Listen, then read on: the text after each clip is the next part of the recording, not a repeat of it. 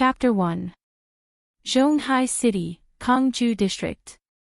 Kongju District was a resettlement housing district on the outskirts of Zhonghai City. The living environment was not very good, and the neighborhood committee had long existed in name only. In addition, the district was built early. Therefore, even though many of the iron doors downstairs had rusted, and even locking the doors had become a problem, the iron doors were still not replaced. Chen-shi stood at the entrance of the district in ragged clothes, watching a few children happily playing football in the garden. He suddenly had a feeling that it was a lifetime ago. It felt like a lifetime ago, yes, 500 years, 5 centuries was so long. It was as if she'd had a very, very long dream. It wasn't until she stood on solid ground and carefully felt the familiar surroundings that Chen-shi felt like she'd finally woken up from that nightmare. Master once said that he had an obsession in his heart that he could not let go of, so this life could only end here. In this regard, Chen-shi did not care at all. So what if his cultivation was high? Just to live for 1,000 more years? 10,000 years? Or even eternal life? Pay! He had long been tired of that world where in order to compete for cultivation resources, people resorted to all kinds of means, cheating and scheming against each other all day long. If it were not for this remaining obsession in his heart, Chen-shi was afraid that he would not have been able to hold on and turned into a pile of yellow soil in that cruel world. Now that he thought about it, what was the difference between the so-called immortals and those beasts fighting for food in the chicken coop and pig pen? Earth was still the best, even the haze and exhaust made people feel comfortable, Chen-shi thought happily, and could not help but laugh. A 4 or 5-year-old boy stood not far away, looking at the silly weirdo in front of him. Just as he was about to go forward and study this weirdo, a fat auntie quickly rushed out from the side, then grabbed the boy's ear and dragged him by the ear into the building. As she walked, the fat auntie scolded, "You are simply disobedient. How many times have I told you to stay away from these lunatics? Be careful that they don't catch you and eat you." After hearing the fat auntie's threat, the little boy was obviously scared. He quickly shrank into the auntie's arms and hid in the building under her protection. Chen-shi stood at the side and silently watched the scene unfold in front of him. For the first time, he had an awkward expression on his face. He then lowered his head to look at himself and smiled helplessly. His current appearance could be said to be extremely miserable. His white gown had long been reduced to rags, and his hair was as messy as a chicken coop. There were even obvious burn marks on the ends of his hair. If he walked out like this, it was not surprising that he would be regarded as a lunatic who made a living by rummaging through trash cans on the streets. His soul was damaged, his cultivation was lost, and there were countless internal injuries on his body. This was the price he had to pay to return. However, even though it was tragic, at least he managed to come back alive, right? With the power of the soul formation stage, he had to cross the void, pass through several space rifts, and cross many galaxies before finally returning to Earth. It wasn't an exaggeration to say that this was definitely a magnificent feat that had never been done before and would never be done again. Chen-shi calmed himself down and walked in the familiar direction. As he got closer and closer to the familiar building, his heart began to beat violently. He had not experienced this kind of nervous and uneasy feeling for 500 years. He had suffered in the cultivation world for 500 years. He had gone from the lowest level of servant to a mighty divine monarch. In the end, he still gave up everything and risked his life to forcibly return. In fact, it was because of the stubbornness in his heart. Since there was no hope of attaining the throne in this life, why not return to his roots and rest early? Chen-shi, who was determined to die, set off just like that. The heavens seemed to have finally opened their eyes. Originally, he thought that when he came back, he would only see everything in the past turn into mulberry fields. However, who would have thought that after arriving on Earth, Chen-shi would be shocked to discover that only 5 years had passed on Earth. Only 5 years.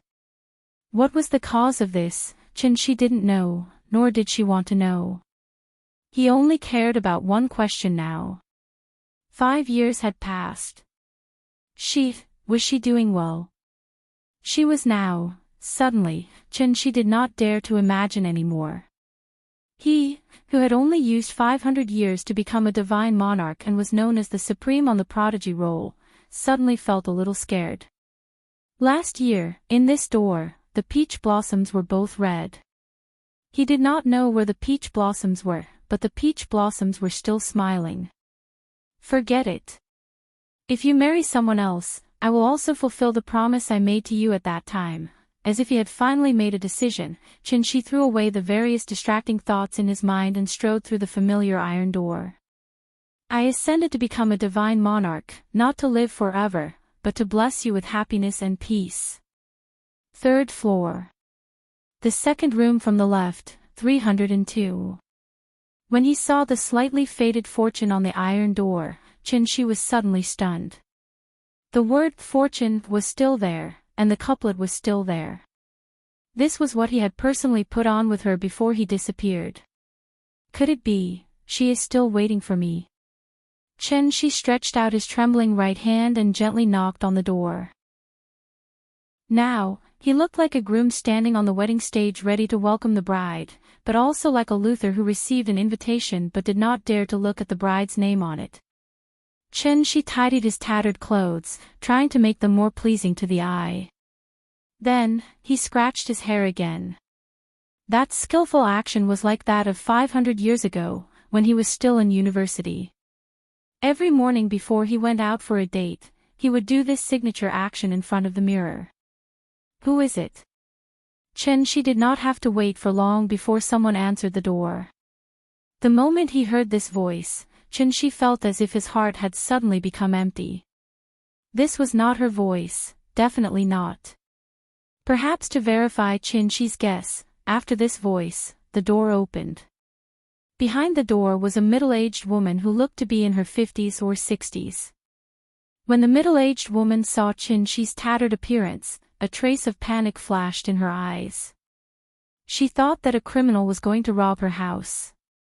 What do you want? The middle-aged woman deliberately raised her voice and asked. She was a little scared of the person in front of her, so she deliberately spoke loudly to alarm the neighbors. Big sister, I am not a bad person. Chen Shi helplessly took a few steps back, then he forced a smile and said, I used to live here, but after I left, my wife lived here alone. Auntie, do you know when she moved away? What? I have always lived here. I have lived here for several years. How come I have never seen you? Are you here to steal something? If you don't leave, I will call the police. Don't, I will go. Chen Shi helplessly smiled, looked deeply at the door number above the iron door, and walked down the stairs unwillingly. It was impossible that he remembered wrongly, absolutely impossible.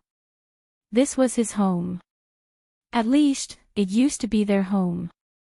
The middle-aged woman hid behind the door, and after seeing Chen Shi turn and leave, she relaxed a lot. Secretly looking at Chen Shi's side profile, the middle-aged woman suddenly seemed to have thought of something. She quickly opened the door and rushed out. Hey, wait a minute. The middle-aged woman came in front of him, looked up at him carefully for a while, and felt that this person was very similar to the person in the photo. Suddenly, the middle-aged woman violently grabbed Chen Shi's arms and said excitedly, it's you. Chen family's boy. You are finally back. You are Auntie Zhang. In the past, he had only seen Auntie Zhang from afar, so Chen Shi did not have much of an impression of her. Fortunately, Auntie Zhang recognized him. How did you become like this? If it weren't for the photos left behind by the two of you, I wouldn't have recognized you today.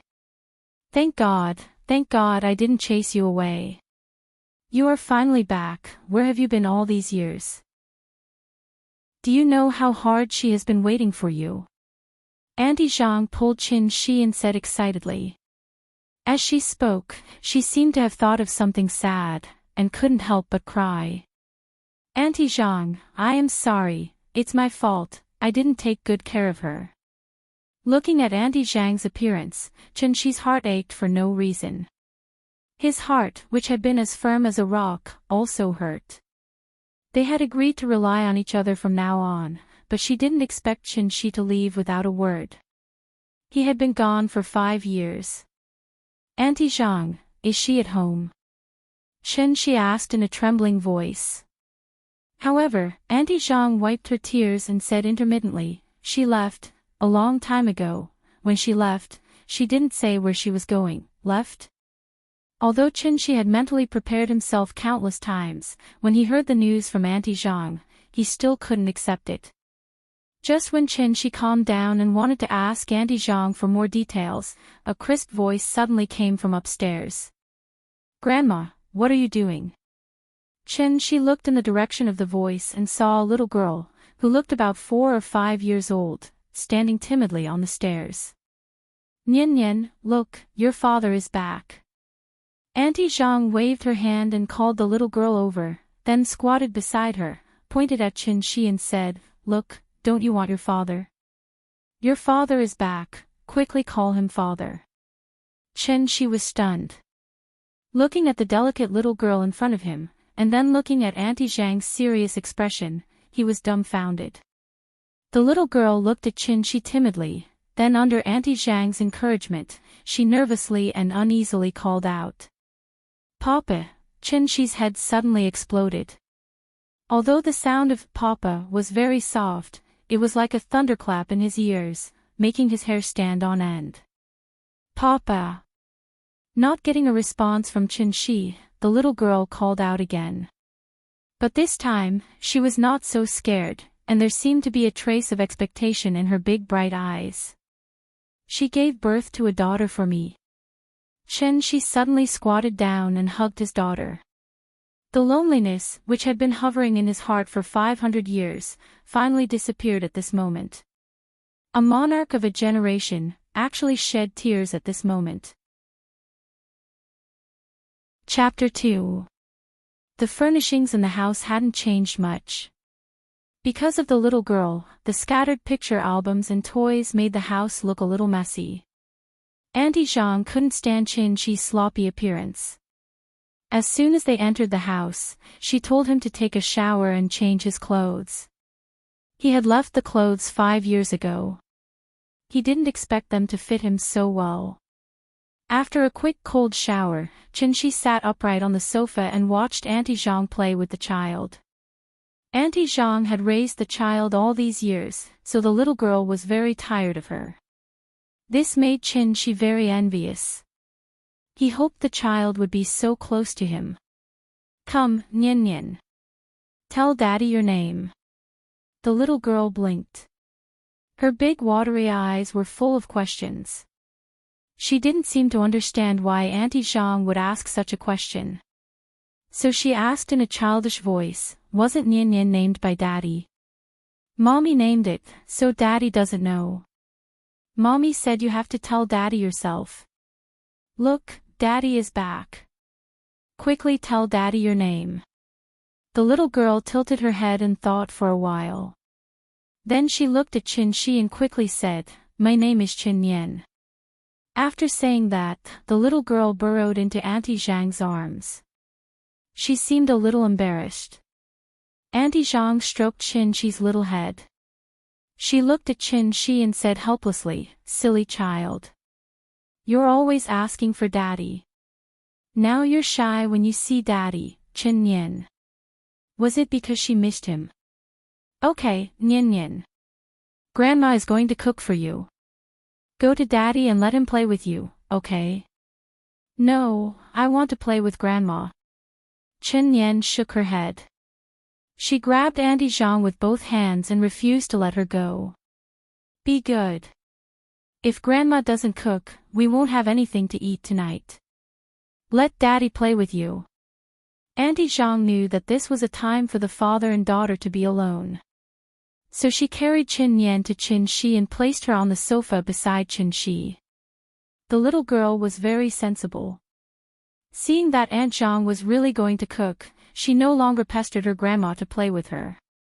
After Aunt Zhang left, the little girl sat on the sofa. Her two slender legs dangled naturally from the sofa and swayed gently. Her big watery eyes stared straight at Qin. No one knew what she was thinking. Qin's eyes met hers, and he suddenly panicked. He didn't know how to face his own daughter. Would this sudden appearance of his father scare her? However, the thoughts of a child were obviously different from that of an adult. Chen Yan looked at Qin for a long time. Suddenly, he lay down on the sofa and crawled to Qin on all fours. He reached out his hands and said in a childish voice, "Papa, hug."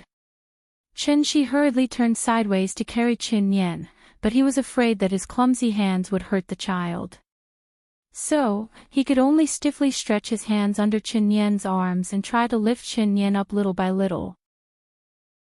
At this moment, Qin Yan suddenly threw herself on him and hugged his neck. She giggled. "Papa is so silly." Qin gently hugged the soft and boneless body in his arms. He still felt like he was living in a dream. The little girl put her head in front of Qin and pouted. "The other children have Papa and Mama. I'm the only one who doesn't. Papa, don't leave in the future, okay?" Qin was stunned. Looking at the strange yet familiar little girl in his arms, he couldn't help but feel a warm current in his heart. Even after 500 years of wind and rain, his heart was as firm as a rock. At this moment, he couldn't help but soften under his daughter's expectant gaze. So, Qin couldn't help but kiss her forehead. He said gently and firmly, "Papa won't leave. I won't leave again. In the future, wherever Nian is, Papa will be there. Pinky promise." "Okay." Qin laughed and stretched out his fingers to make a promise with the little girl. Then, the little guy seemed to have suddenly thought of something, and jumped down from Qin's lap in a flash. Qin didn't dare to stop her. He could only carefully follow behind to prevent her from falling. The little girl quickly ran out of the living room and ran directly to the master bedroom. She was only a little over 4 years old. She wasn't even as tall as the doorknob, so when she opened the door, she could only raise her hands and hang herself on the doorknob. Then, she released her feet and used her body weight to pull the doorknob open. Qin nervously followed behind her. After entering the room, he found that the furnishings of the room hadn't changed much compared with 5 years ago. It seemed that they hadn't moved at all. The little girl ran to the bedside table, picked up the photo frame on the bedside table with both hands, and then went back to Qin and raised the photo frame high. It seemed that she wanted to show it to Qin. Qin leaned over and picked up his daughter. He sat on the edge of the bed and took the photo frame from her hands. The man and woman in the photo frame were snuggling together sweetly. Like all couples in love, they returned to the place where they first met on a sunny afternoon, leaving behind the most beautiful memento. "This is Papa, this is Mama." The little girl happily pointed to the people in the photo and said. Perhaps today was the most absent-minded day in Qin's life. When he saw the girls snuggling in his arms in the photo, it seemed that everything only happened yesterday. However, this yesterday was a whole 500 years to him. And for her, it was also 5 years. 5 years was enough for a girl to become a woman. Papa is back. When will Mama come back? The little girl held the photo frame and asked expectantly. Children were innocent and sensitive. In fact, she knew very well why others laughed at her as a wild child. Grandma often said that Papa and Mama had gone far away, so they couldn't come back to see her. She had been waiting for her Papa and Mama to come back. Then she could go to the zoo and amusement park with her Papa and Mama like other children. Now that Papa was back, Mama should be back soon, right? Soon. Qin looked at his daughter's big watery eyes and replied affirmatively, Nian, don't worry. Mama will be back soon. If she doesn't come back, Papa will take you to find her, okay? Okay. The little girl nodded her head heavily, and with a face full of joy, she burrowed into Chin-Chi's arms, then happily pointed to the photo frame and asked, "Papa, when Mama comes back, can you put me in too?" "Put me in it?" Chin-Chi touched his daughter's tender little face and replied very seriously, "Okay, when we find Mama, we will take another family photo and put Nyan in it. And Grandma?" "Alright, not a single one can be missing." After parting, the two places were suspended. I only knew it was March or April, but who knew it would be 5 or 6 years? The 7-string zither was played without heart, and the 8-line script could not be passed down. The 9 rings were broken in the middle, and I looked at the 10-mile pavilion anxiously. Hundreds of thoughts, thousands of thoughts, and all kinds of helpless complaints. Thousands of words were endless, and I was so bored that I leaned on the railing. On the 9th day of the month, I looked at the wild goose. In the middle of August, the moon was round, but the people were not round. In the middle of July, I burned incense and asked the heaven. In the dog days of June, everyone fanned me, and my heart was cold. In May, the pomegranate was brighter than fire, and the cold rain watered the flowers. In April, loquats were not yellow, and my heart was more confused. In a hurry, the peach blossoms in March turned with the water. In February, the kite string broke. Chapter 3. After dinner, Nyan sat on the sofa and watched cartoons with relish. Chen-Chi took this opportunity to talk about the past with Aunt Zhang. "Not long after you left, Ying found out that she was pregnant. She even came to me specifically to talk about it." Aunt Zhang recalled and said in a deep voice, "Ying was born into a rich family. She had never suffered much. After you left, she was the only pregnant woman left. Even her life became a problem. So when Nyan was about to be born, I simply moved here to take care of the mother and daughter." Chen-Chi was silent. He could totally imagine that scene. A woman watched her belly grow bigger day by day, but she didn't even have anyone to rely on. Buying groceries, cooking, washing clothes, cleaning, and tidying up. These seemingly simple chores were not easy for a pregnant woman. Before the child was born, she had already become a single mother. Who could understand her feelings at that time? The more Chen-Chi thought about it, the more his heart ached. He suddenly felt that there was a stuffy feeling in his heart that he had nowhere to vent. Later, Nyan was born. The family's expenses also increased. Seeing that there was no income coming in all day, she became very anxious. So, she went out to find a job and worked overtime all day. She was so tired that she almost went out of shape. Speaking of this, Aunt Zhang suddenly glanced at Chen-Chi, then sighed and said, "I'll tell you the truth. When she went to work, the entrance of this house was full of luxury cars all day long. All of them were men who were chasing after her. They were so noisy. A few of them even fought because they wanted to enter the house. The neighbors were all complaining. Actually, I saw that those people were all better than you. The mother and daughter were orphans and widows. If she could find one of them to marry, it would be good for her and Nyan. So, I repeatedly asked her to consider it, but that girl was also stubborn. Every time I mentioned this, she would get angry. I don't know if she was bewitched by you.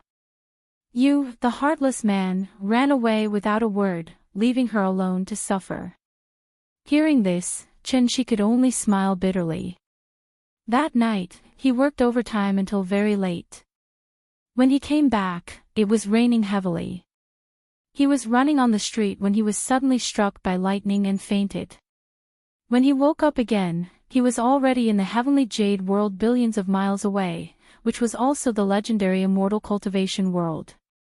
Chen-Chi thought about it carefully. There were several galaxies between Earth and the heavenly jade domain. How powerful could a bolt of lightning be? The electric current was too weak to even scratch an itch, so it was absolutely impossible for lightning to cause him to instantly travel through the galaxy. The real reason was most likely that an ancient secret treasure that existed on Earth was coincidentally activated by lightning, thus affecting him while he was running in the rain. The more he thought about it, the more it deviated. Chen Shi quickly shook his head and focused on listening to Aunt Zhang's explanation. When Yin Yin was more than a year old, Ying Ying suddenly told me that she was going to find you and wanted to entrust the child to me. Although I used to be just a servant in their house, I also watched Ying Ying grow up. To put it bluntly, I had long regarded Ying Ying as my own daughter, and her daughter was naturally my granddaughter, so I agreed. She went to find me. Yes, and then I never saw her again.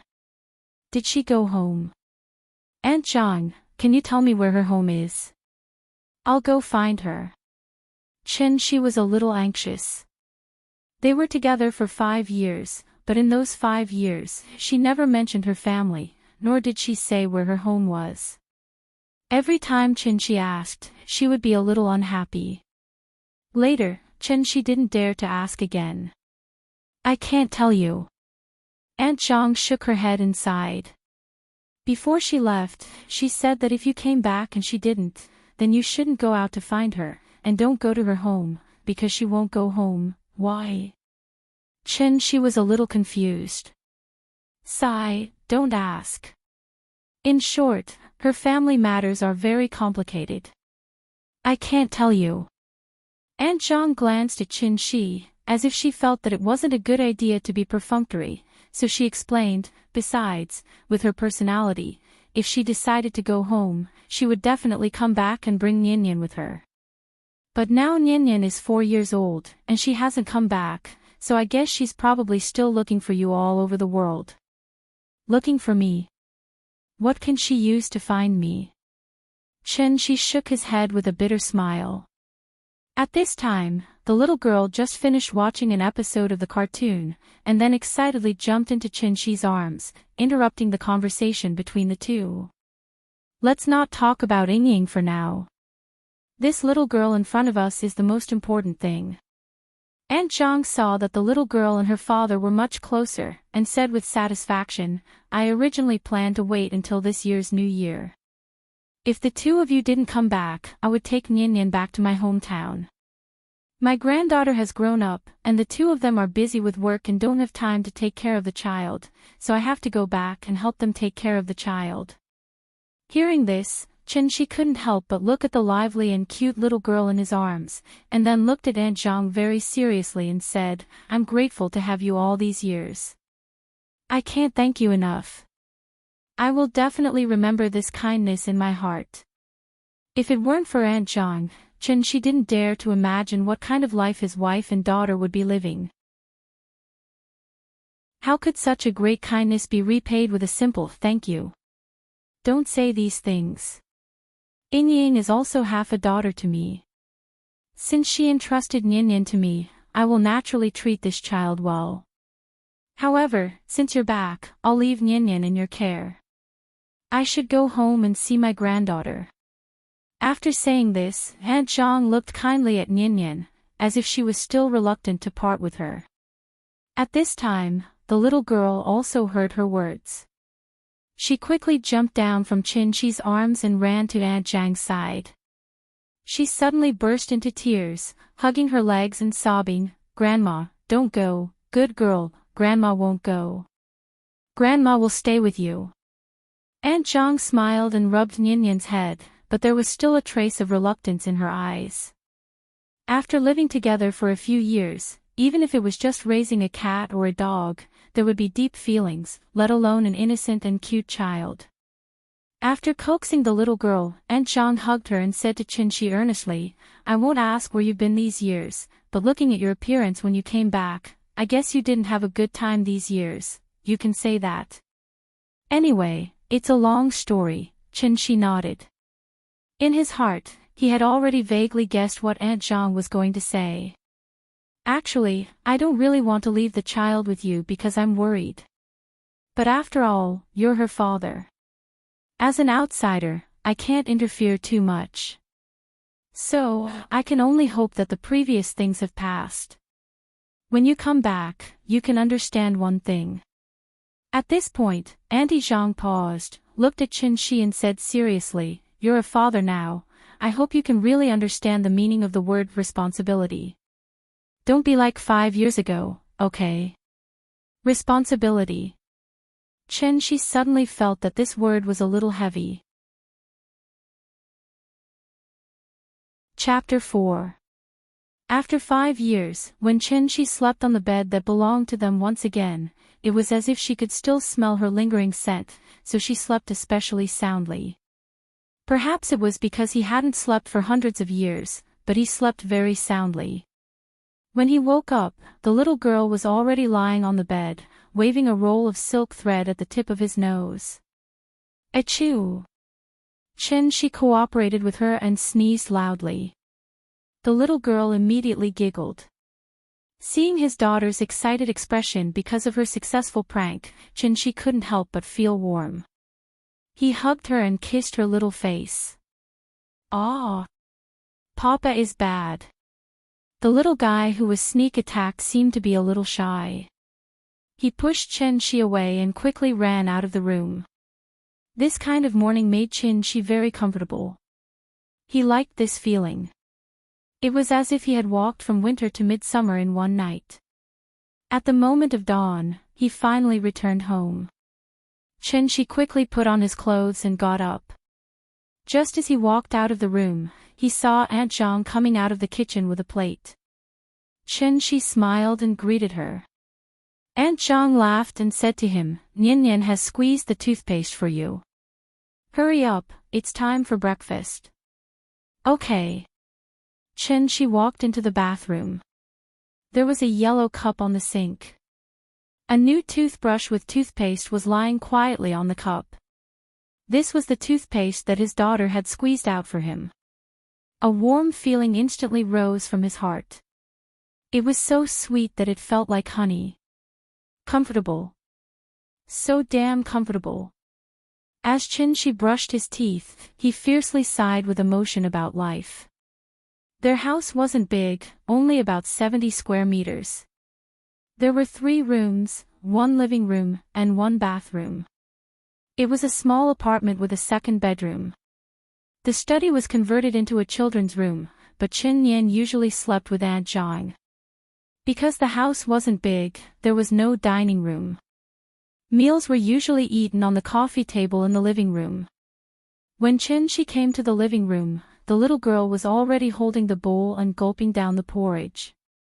Whenever she ate the porridge, there would always be some water droplets at the corner of her mouth, so Aunt Zhang could only stay by her side and let her eat slowly while wiping the corners of her mouth with a tissue. Look at this child. She's already 4 years old, but she still doesn't eat properly. You have to keep an eye on her. Auntie Zhang seemed to be blaming the little fellow, but the expression on her face betrayed her. Looking at her nervous expression, she was probably afraid that the little guy would choke while eating. The 3 of them finished their breakfast in a happy atmosphere. When Qin Shi helped Aunt Zhang clear the table, he brought up his current idea. "Auntie Zhang, I want to go out later and see if I can find a suitable job." Hearing this, Aunt Zhang was suddenly overjoyed. She looked at Qin Shi and said happily, "It's good that you can think like that. Go, the child should go to kindergarten. In the future, the family's expenses will get bigger and bigger. As a father, you should experience the pressure Ying had at that time." Qin Shi touched the tip of his nose, seeming to be a little embarrassed by Aunt Zhang's words. He didn't know how much money Ying left for Aunt Zhang when she left, but Qin Shi guessed that it wouldn't be too much. After all, the 2 of them had just bought this house before he disappeared. Even if Ying went to work after that, she probably wouldn't be able to save too much in just 1 or 2 years. The cost of raising a child was already very high, so Qin Shi guessed that Aunt Zhang might have put in a lot of her own retirement money for the little guy in the past few years. Forget it, I already owe Aunt Zhang too much. I'll find a chance to slowly pay her back in the future. After helping Aunt Zhang tidy up the living room, Qin Shi rummaged through the shoe cabinet at the door, trying to find a pair of old shoes to wear. At this time, the little guy suddenly burst into tears. Seeing her crying heartbreakingly, Chenshi was immediately frightened. Chenshi hurriedly ran over to the little guy and gently comforted her. Nian, what's wrong? Papa, don't go, Papa, don't go. The little guy sat on Chenshi's arm, crying and firmly grasping Chenshi's neck with her hands. It looked as if she had been greatly wronged. If a child's crying could be graded, then she must be at the S level now. Papa won't go anywhere. Nian, be good, don't cry. Chenshi didn't know whether to laugh or cry.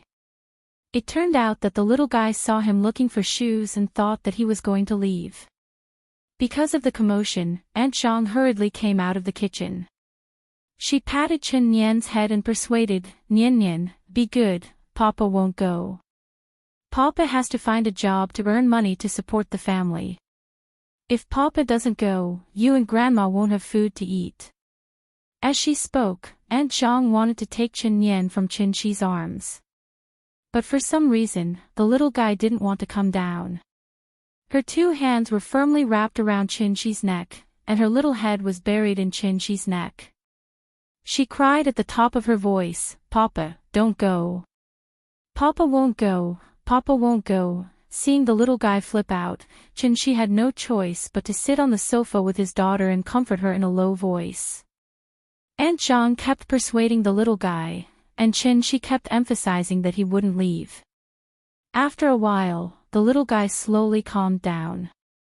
Seeing that she was no longer crying, Aunt Zhang took out a hot towel from the bathroom and wiped her face. Then, she coaxed and pulled her from Chenshi's arms. Nian, be good, Papa won't go.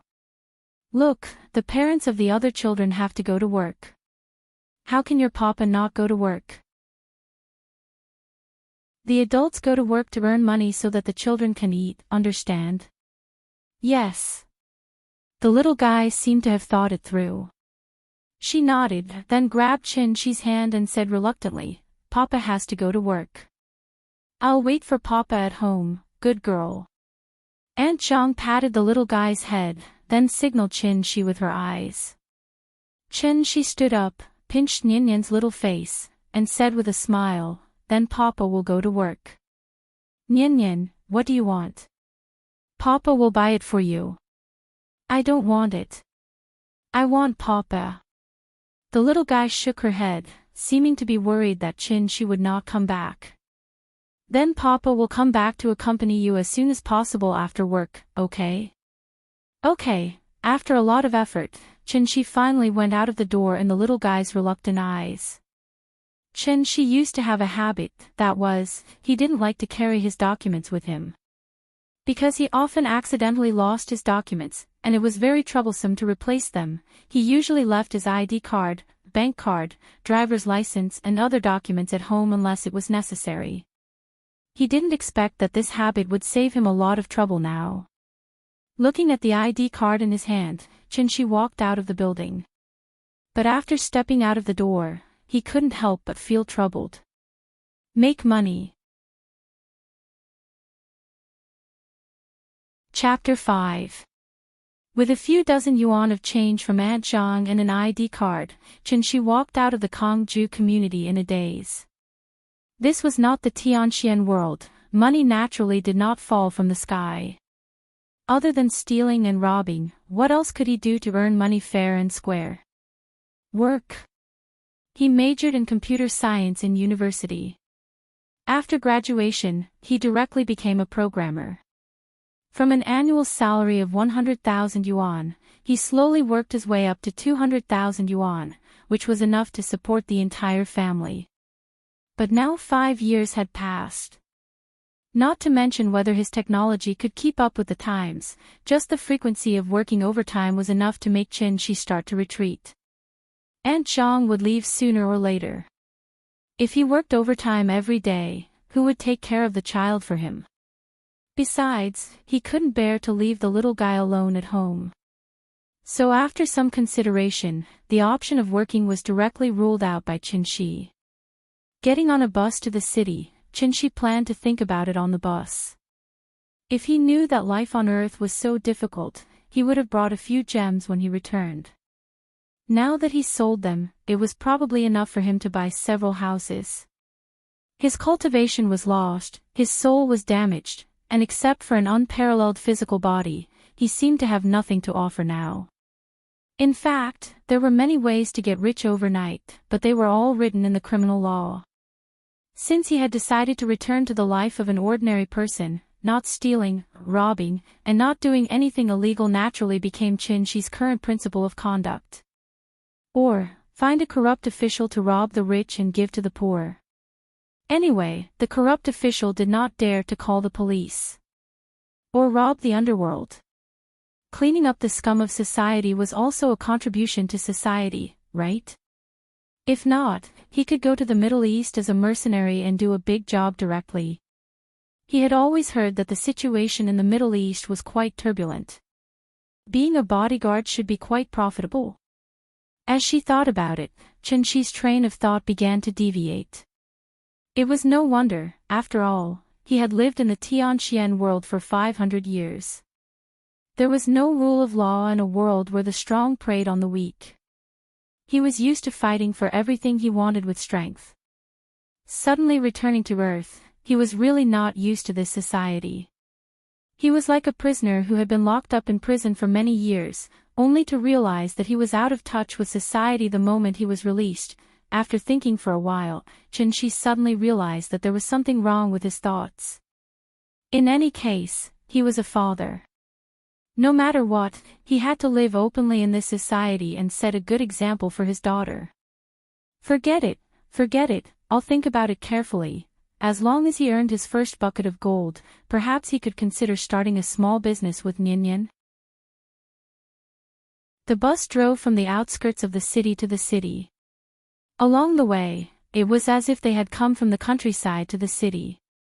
The buildings on both sides of the street were getting taller and taller, and the cement road had turned into an asphalt road at some point in time. Rows upon rows of cars were waiting for the traffic lights, and the platform on the side was still bustling with activity. Chen-Shi was very familiar with every street, every building, and even every bus stop.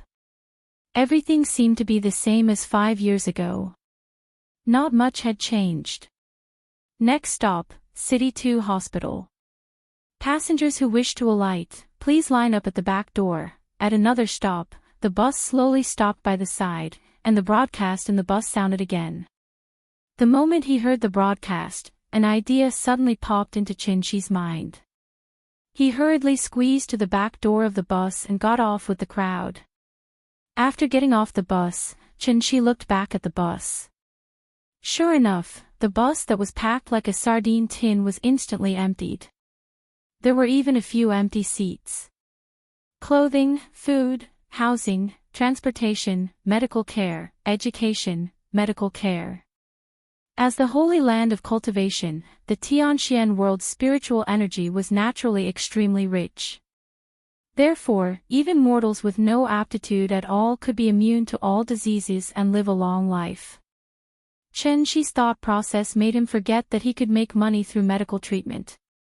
Once he figured it out, his mind naturally became active. Saving a life was better than building a 7-story pagoda.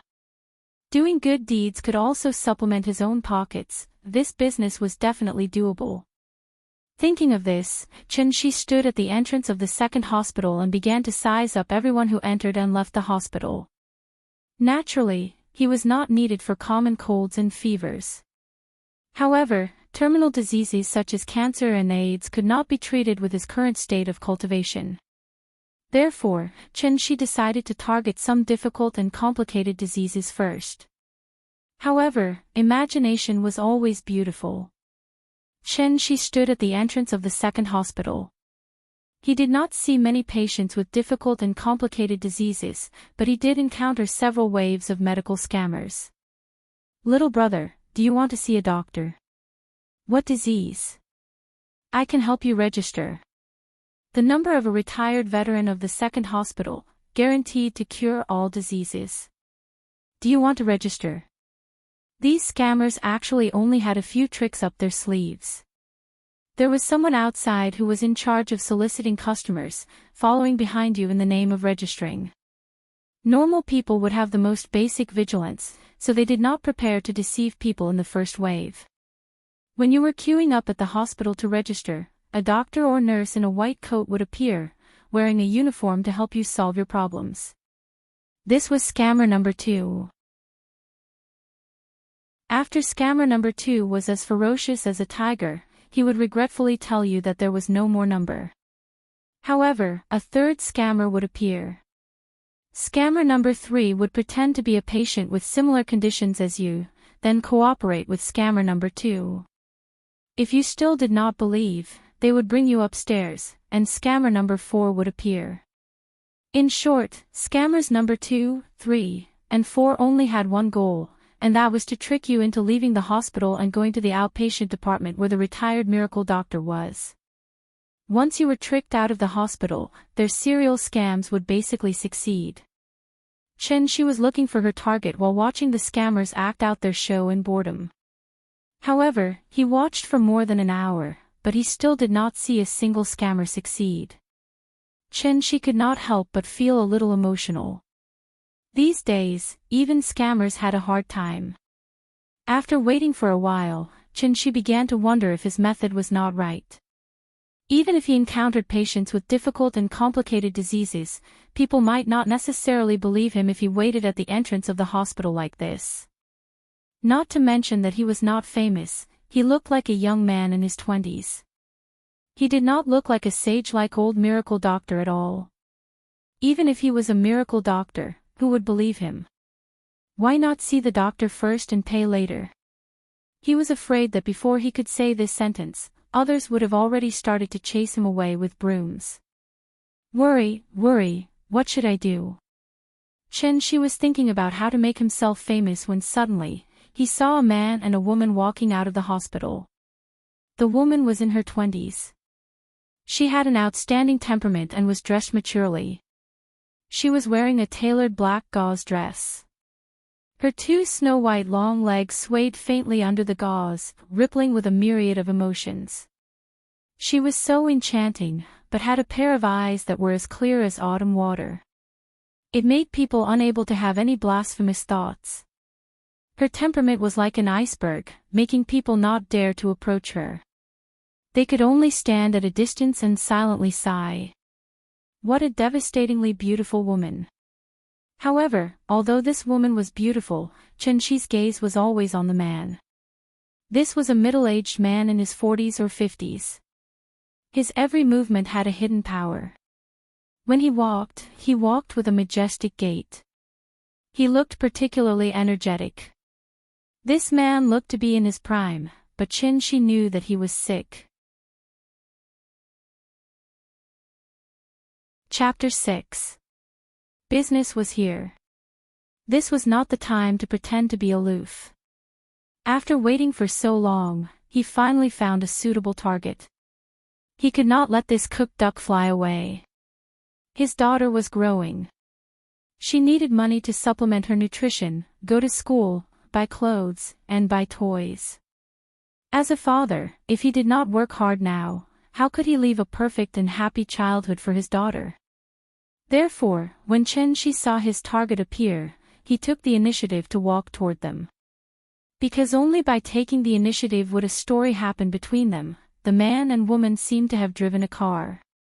After leaving the outpatient department, they turned around and walked to the parking lot behind the outpatient department. Chenxi followed them to the parking lot. After seeing that there were not many people here, Chenxi quickly walked past the 2 people and directly reached out to stop the man and woman. Little brother, what's the matter? Chenxi's behavior was a bit impolite, but the middle-aged man was not angry. Instead, he asked gently. In order not to appear like those medical scammers at the hospital entrance, Chenxi decided to go straight to the point after some consideration. Therefore, he did not talk nonsense. He directly looked at the middle-aged man and said, "You're sick. I can cure you." As if to make his words more convincing, Chenxi's eyes looked very sincere at this moment. "I'm sick. Hearing this, the middle-aged man could not help but be stunned. The middle-aged man seemed to have not recovered from Chen Shi's words. The woman next to him was already angry. She immediately scolded in a delicate voice, "You're the one who's sick." After that, she glared fiercely at Chen Shi. Then, she took the middle-aged man's arm and wanted to pull him away. "Dad, let's go. Ignore these lunatics." "Hey, wait, you're really sick. I'm not lying to you." Chen Shi ignored the woman.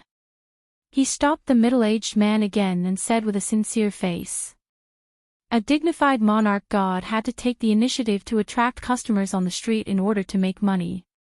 He even had to use his hot face to kiss someone's cold ass. This was life.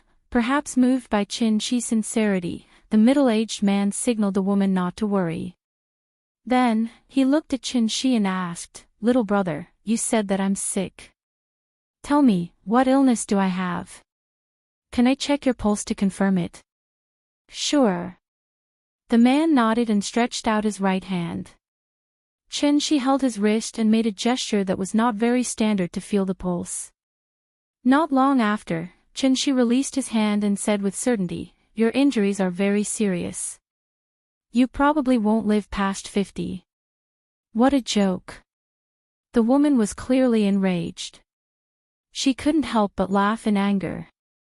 "My father is already 52 years old. How dare you say that he won't live past 50? I'm warning you, if you don't leave now, you'll have to bear the consequences." After saying that, the woman took out the car key and unlocked the car with a beep. Then, she pulled the middle-aged man and walked to the car not far away. Already 52. Chen Shi was also stunned. He didn't expect that the first patient he took the initiative to find would be misdiagnosed by him. It didn't make sense. This middle-aged man looked strong, but if one looked closely at his complexion, one could clearly see that his face was a bit pale, which was different from his normal skin color. Although he walked with large strides and held his head high, with Chen Shi's superior vision, she could naturally see that his body was slightly unnatural, as if he was forcibly pretending to be healthy at all times. Because of this, Chen Shi proposed to take his pulse, wanting to see what illness this middle-aged man had. In fact, after this period of recovery, Chen Shi had cultivated a little bit of true essence again. It was also because of this that he could control true essence into the middle-aged man's body when he felt his pulse. From there, he could understand the man's current physical condition in detail. The man's internal organs were all damaged, and it was very serious. The strange thing was that the middle-aged man's internal injuries didn't seem to have been caused in a single breath. Instead, they seemed to have been caused by an external force over a long period of time. It was as if someone had taken a knife and continuously cut open his internal organs. The most serious injury was the lung. The wound had already begun to fester. Chen Shi estimated that even if the man immediately went for a resection, his injury wouldn't get better. Thinking of this, Chen Shi looked at the middle-aged man who was about to get into the car and said, "I don't know what method you use to extend your life, but according to your current situation, you could die suddenly at any time." Hearing this, the middle-aged man stopped. By the time he turned around again, the carefree temperament on his body had already disappeared. He frowned slightly and asked with a sullen face, "Little brother, do you really know medicine? I can cure you." Chen Shi nodded, his attitude was very confident. "Really? 100% sure. Then what do you want?" "Money." "How much?" Hearing this, Chen Shi immediately sneaked a glance at the old A6 behind the middle-aged man. After a little consideration, he opened his mouth and said, 100,000. Okay. Chen Shi was still hesitating whether he had asked for too high a price. If the man wanted to bargain, 50,000 was not out of the question. If the man still thought it was too expensive, 20,000 would be fine too. In short, if the price was as high as the sky, the price would fall. However, what Qin didn't expect was that as soon as he asked for the price, the middle-aged man had already agreed to it without hesitation. At this time, the woman who had already opened the door and was about to get into the car couldn't take it anymore. She carried a small Kuan bag and walked quickly in high heels to the middle-aged man's side.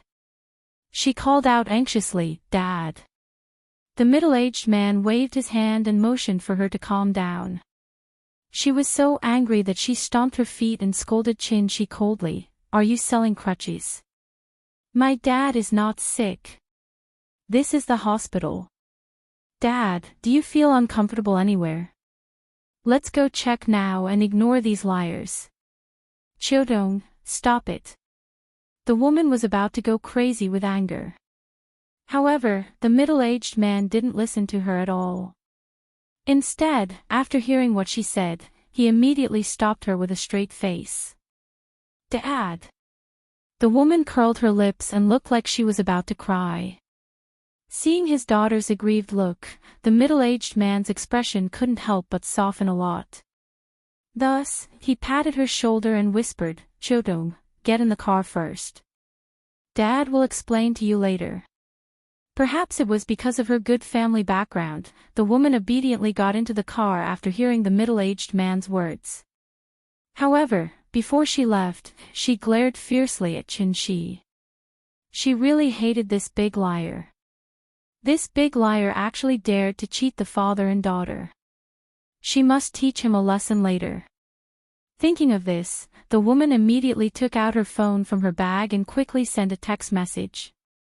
Outside the car. The middle-aged man waited until his daughter got into the car before he looked at Qin and said seriously, "Money is not a problem, but I hope you really saw through my illness." Otherwise, he didn't say the second half of the sentence, but the meaning was self-evident. Qin nodded, indicating that he understood what he meant. Chapter 7. Ning Chiodong pouted as she sat in the driver's seat.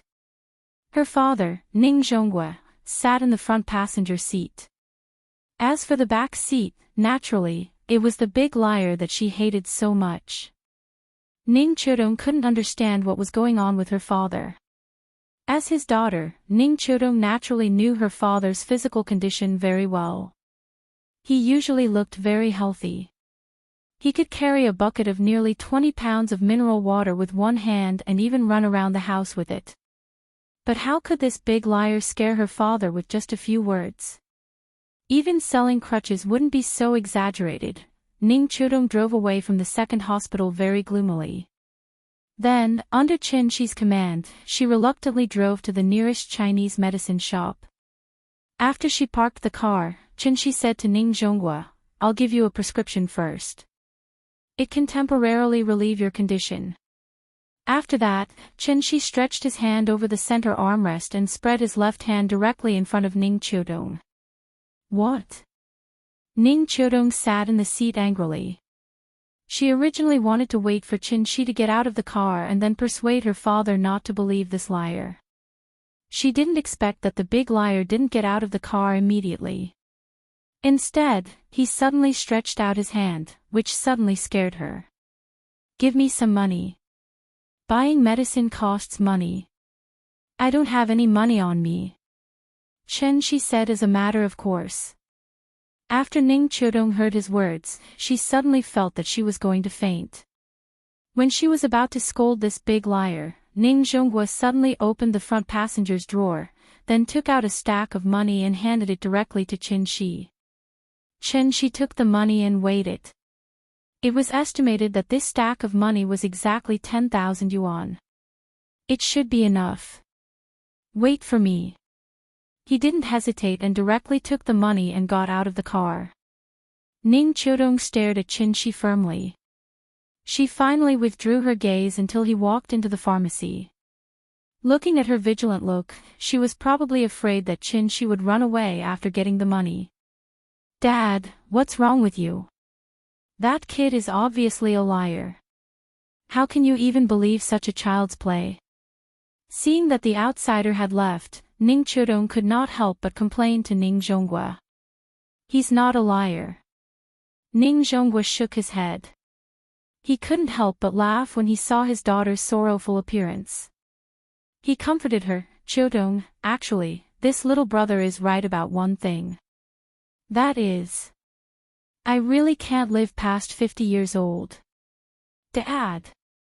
You're already 52. It's impossible for me to remember your birthday wrong.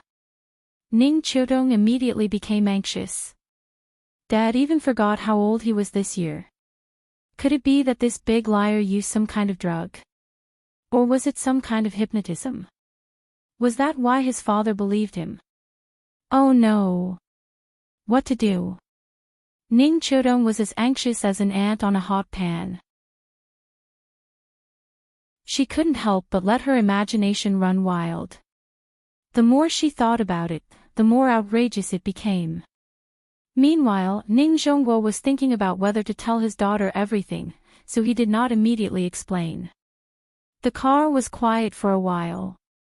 Ning Chiudong took out her phone to call the police because today's bizarre experience was completely beyond her understanding. However, at this moment, Ning Zhonghua sighed deeply and said, "Chiudong, do you remember that I left for a period of time 3 years ago?" "Huh?" Ning Chiudong thought for a while and replied, "I remember that you went abroad for a long period of time 3 years ago. I think it was to talk about investment. However, didn't that thing fall through in the end?" Hearing this, Ning Zhonghua fell silent. After seriously thinking about it, he decided not to tell his daughter for the time being. Thus, looking at the extremely anxious Ning Chiudong, he suddenly asked in a serious tone, "Chiudong, if I could buy my life back for 100,000 yuan, would you be willing?" "Dad. If it could really make you live a long life, I wouldn't even blink an eye, even if it was 10 million or 100 million yuan. But, look at him. He's obviously a liar. How could you even believe the words of a hooligan like him?" Ning Chiudong was very angry. This was not a matter of money, but because she always felt that her intelligence was being insulted. "I understand what you mean." Ning Zhonghua turned sideways and reached out to pat the back of Ning Chiudong's hand. Then, he said seriously, "I don't completely believe him, but I have to believe him. I even hope that he didn't lie to me from the beginning to the end, because I can't afford to gamble. If 100,000 yuan could buy my life back, then what's wrong with giving it a try? Dad, if you really feel uncomfortable, let's go back to the hospital for a checkup, okay? If you think that the standard of the city's second hospital isn't good enough, then I'll go abroad with you for a checkup." Ning Zhonghua shook his head and reached out to hug his daughter. Then, he said solemnly, "Trust your father's feelings, okay?" Half an hour later, Chen Shi walked out of the pharmacy with 2 big bags. As soon as he opened the door, he felt that the atmosphere in the car was a bit strange. Thinking about it, looking at the woman's dress and temperament, he guessed that she was a real strong woman at work. This kind of social elite usually paid attention to objectivity, rationality, and facts, so they always only believed in their own judgment. Since she had already determined that he was a liar, then naturally she wouldn't believe him no matter what. He guessed that she had just quarreled with her father. Forget it, he couldn't care less about other people's family matters. Since Wang Zhonghua was willing to believe him, then Chen Shi would naturally do his best to cure him. Chen Shi opened the door and put one of the bags of medicine in the back seat. Then, he carried the other bag and stood beside the passenger seat. Then, he said to Wang Zhonghua through the window, "Take the bag of medicine in the car back. Decoct 1 dose every day. Decoct 2 juices for each dose. Take 1 in the morning and 1 in the evening, and take it after meals. And, what else? This medicine can only relieve the pain temporarily. It won't help your condition at all." Speaking of this, Chen Shi lifted the other bag of medicine in his hand, then pointed to the bag and said, "I need 3 days to prepare. Give me a business card, and I'll contact you in 3 days." "Okay." Ning Zhonghua took out a business card from the bag and handed it to Chen Shi. Chen Shi glanced at it.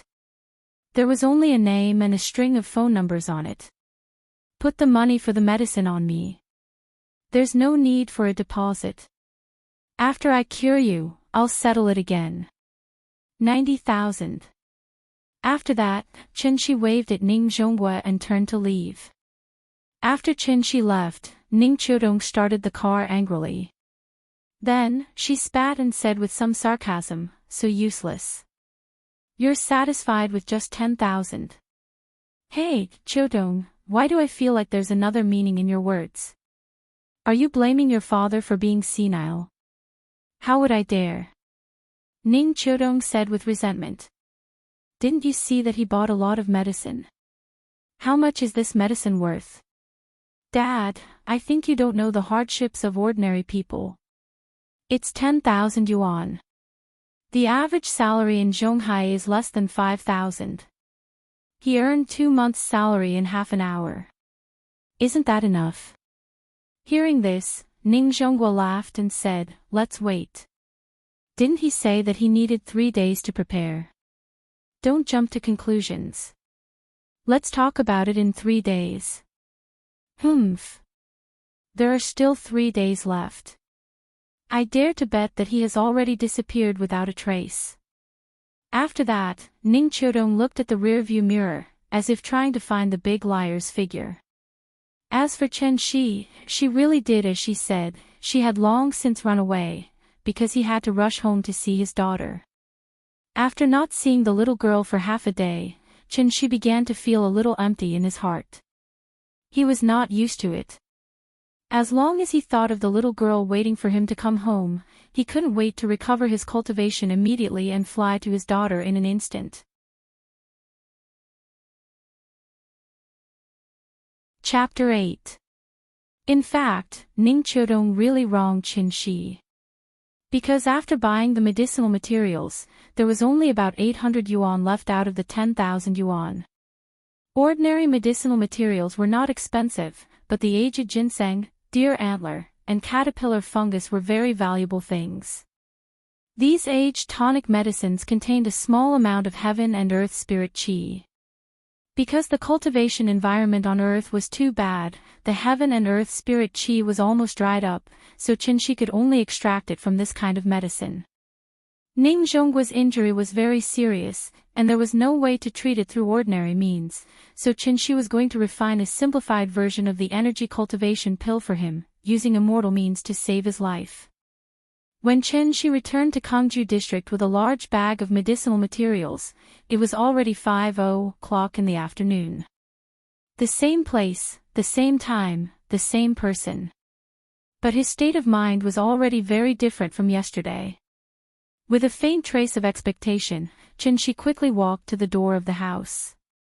The familiar apartment building, the familiar iron gate, and the familiar feeling of space and time overlapping, just like yesterday, he stretched out his hand and gently knocked on the door. But this time, just as he finished knocking on the door, there was an instant movement in the house. Papa! Papa! Papa is back! The little fellow shouted excitedly. That soft and crisp voice could be heard clearly even by Chen Shi standing outside the door. Then, with a burst of hurried footsteps, the door opened. The little fellow maintained the posture of hanging on the door handle, tilting her head and revealing a pair of bright big eyes, quietly glancing outside the house. And when she saw that the person outside the house was really her father, she immediately shouted excitedly, and then pushed open the iron door with great effort, directly throwing herself on Chen Shi's lap. Papa! Chen Shi quickly squatted down, hugged his daughter's small body with his left hand, and then slightly lowered his head, rubbed the little fellow's forehead with his head, and asked happily, Nian Nian, did you miss Papa? Yes. As if to express how much she missed her father, the little girl actually took the initiative to kiss Chen Shi on his face, which immediately made Chen Shi laugh out loud. Let's go back to the house with Daddy. After that, Chen Shi lowered his hand slightly and placed it on the little fellow's thigh. The little girl was also very cooperative. She directly sat on Qin arm and then wrapped her arms around Qin neck, allowing Qin to carry her into the house. Perhaps it was because she hadn't seen her father for a long time, but after Qin sat on the sofa with the little fellow in his arms, the little fellow was unwilling to get down. Instead, she firmly hugged Qin neck and asked her father to watch cartoons with her. Aunt Zhang had heard the commotion outside, but when she confirmed that it was Qin, she returned to the kitchen to prepare dinner. "How is it? Is the job search going well?" Auntie Zhang washed the vegetables while asking about Qin's situation through the kitchen door. "Not bad. I met an old classmate, and he recommended me to work in a pharmaceutical company." On the way home, Qin had already thought of an excuse, so when Aunt Zhang asked, he opened his mouth and made up an excuse. After all, everything that happened to him was too bizarre, so naturally, it was impossible for him to tell Aunt Zhang the truth. "Pharmaceutical company. That's good. When will you officially start work?" "In 3 days." "Oh. Then why don't you play with Nian while you're not at work these days?" "I'm an old woman, and I didn't dare to take her to crowded places before. Now that you're back, you can take her out to play." After hearing Aunt Zhang's words, Qin looked down at his daughter and asked, "Nian, Daddy will take you out to play tomorrow, okay?" "Okay. Daddy will take me out to play. I also want to go to the amusement park and the zoo." The little girl immediately cried out excitedly. And Qin keenly noticed the word "also" in the little girl's words. After thinking about it for a while, Qin understood. He guessed that when the little girl played with other children in the community, she heard about the amusement park and the zoo from them. After all, Aunt Zhang was old and could not hold her for a long time. But if she ran around on the ground, the little girl was likely to run away when there were more people.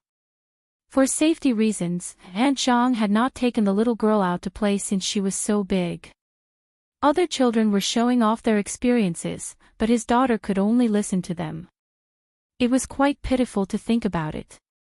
Thinking of this, Qin could not help but feel a little guilty. So, he held his daughter, smelled the faint milky fragrance on the little girl's body, and said solemnly, "Nian, you have to eat more and grow up quickly. When you grow up, Daddy will take you to pick the stars and the moon, okay?" "Okay. Daddy, take me there." It was night. Qin waited until Aunt Zhang and the little girl were asleep, and then secretly brought the medicinal materials to the bedroom. He was going to refine the foundation elixir, a kind of elixir that was very common in the Tianxian world. This kind of elixir was the basic elixir that every sect in the cultivation world needed. It was mainly used to improve the physique of new disciples, and at the same time, to repair the old diseases in their bodies, so as to help them quickly accumulate the spiritual energy of heaven and earth and officially enter the immortal sect. Alchemy was a technical job, and it was very particular about the heat, the prescription, and the time to put the materials. Qin had lost his cultivation. Although after a few days of hard work, he had painstakingly accumulated a trace of true essence, but he still could not release the simplest magic, and naturally could not use any exquisite fire control magic. But fortunately, the grade of the foundation elixir was too low, and it did not even require any complicated alchemy techniques.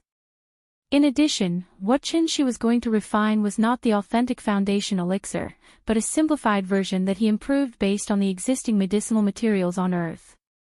Naturally, there was no need for any techniques. Because of the lack of several main ingredients, Qin did not have much hope for the simplified version of the foundation elixir in his hands. If the elixir could have 1/10 of the effect of the authentic foundation elixir, then he would be satisfied. After all, even the cleverest housewife could not cook without rice. Even if he was a grand master of alchemy, it was impossible to refine a furnace of elixir out of nothing.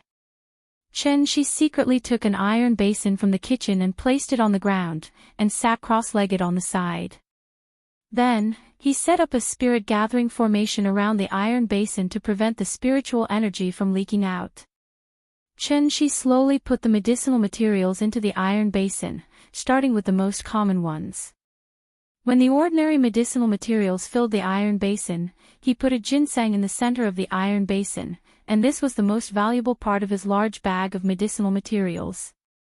Shenong's herbal classic had a saying, ginseng mainly nourishes the five viscera, calms the spirit, stabilizes the soul, stops palpitations, dispels evil spirits, brightens the eyes, and improves happiness and wisdom.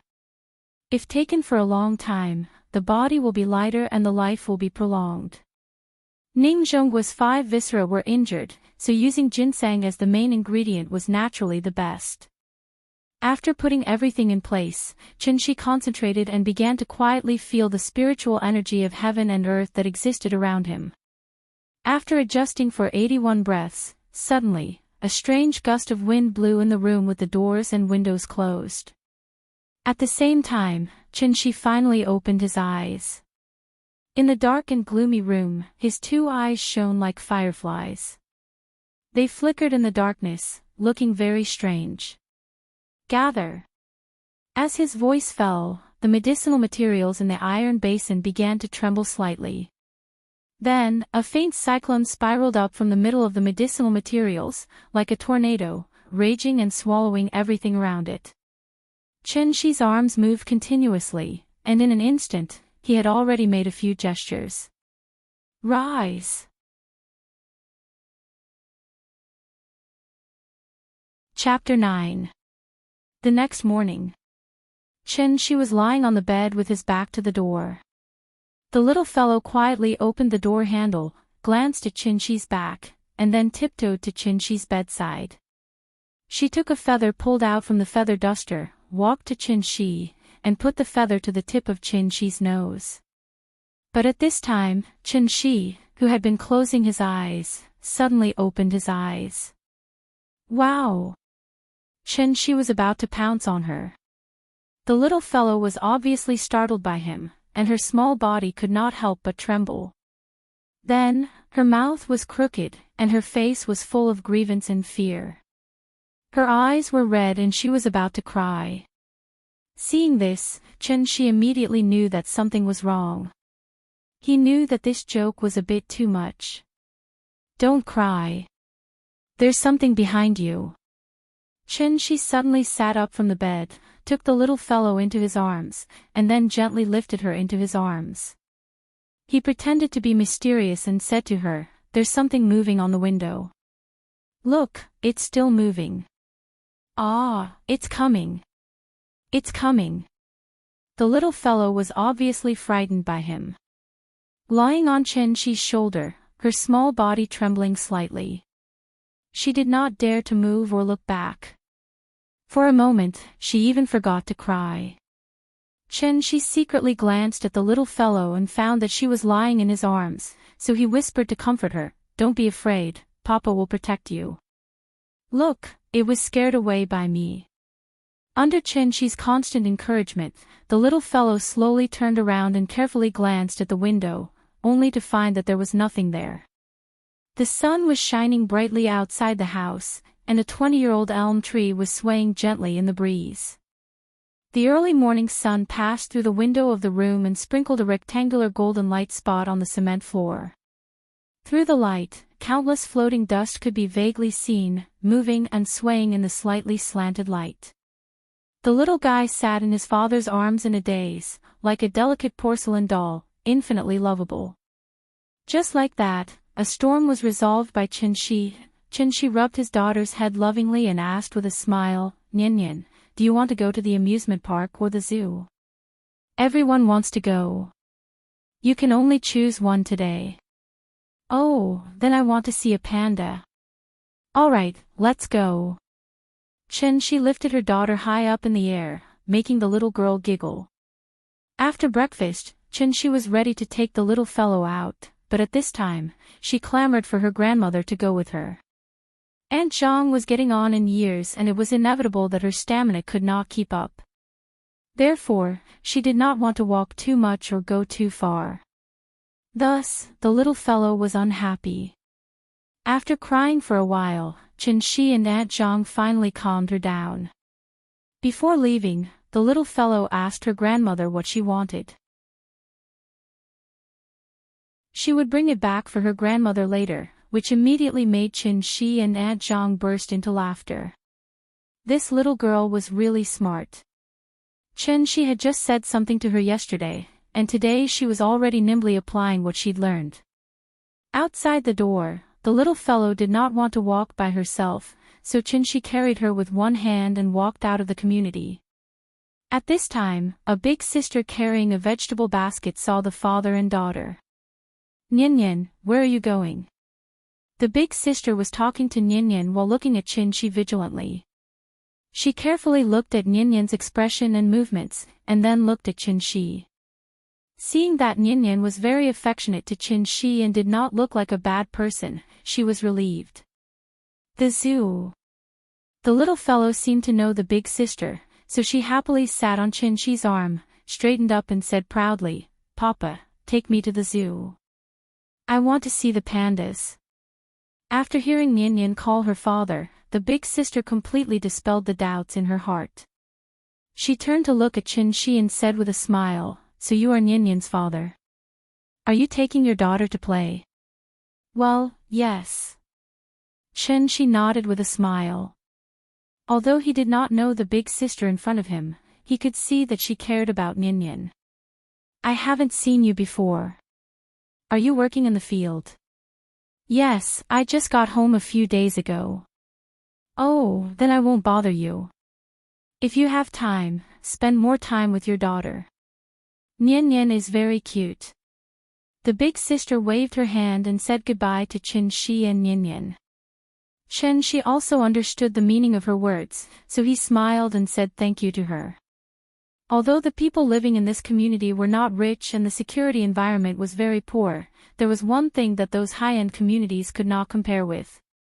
That was the care and help of neighbors. Maybe it was because the little fellow basically had not been far away, so when Chen Shi took her to take the bus, the little fellow constantly pointed at the surrounding and kept asking her father what those colorful things were. The little girl was indeed a little cute. Her fair little face had a faint pink tint to it, making her look like a porcelain doll carved out of jade. Coupled with her pair of big watery eyes, she was simply adorable enough to melt everything around her. Several girls who got on the bus halfway could not help but exclaim when they saw the little fellow for the first time. They surrounded her and wanted to take a photo with her. For this kind request, Chen Shi would not refuse. Because the little fellow was held by her father, she was not so afraid of strangers. Instead, she was very polite and called her sister. Suddenly, several girls were overflowing with love and shouted that they must have a daughter in the future. Zhonghai Zoo was located near Zhonghai Airport, covering an area of more than 700,000 square meters. It was one of the best urban zoos in the country. Because today was Thursday, there were not as many tourists here as there were during the holidays. Chen Shi got off the bus with Nian in his arms. As soon as they came to a spacious square, the little fellow became excited. "Papa! Sun Wukong!" The little fellow pointed at a guy dressed as Sun Wukong and immediately shouted happily. The person pretending to be Sun Wukong seemed to have noticed the little fellow and immediately walked toward Chen Shi. He did not speak and kept posing around the little fellow, making the little fellow giggle. After a while, Sun Wukong may have felt that the time was enough. He took out a sign from his waist, on which was written, 20 photos. Seeing this, Chen Shi could only shake his head helplessly. It was not because he did not like these people who pretended to be dumb and forced to make money, but because he had not bought a mobile phone yet. In this era, there were no mobile phones, even taking photos could not be taken, so he could only take Nian to get rid of Sun Wukong's entanglement and went directly to the ticket hall. The little fellow was only 4 years old and less than 1.2 meters tall, so even the ticket price was saved. Chen Shi's adult ticket was only 40 yuan, which was already very generous. Entering the zoo, the first thing they saw was a large science education hall, where various model specimens were displayed, as well as some simple animal evolution science. The little fellow was not interested at all. After entering the door for a while, she was already shouting that she wanted to see a live panda.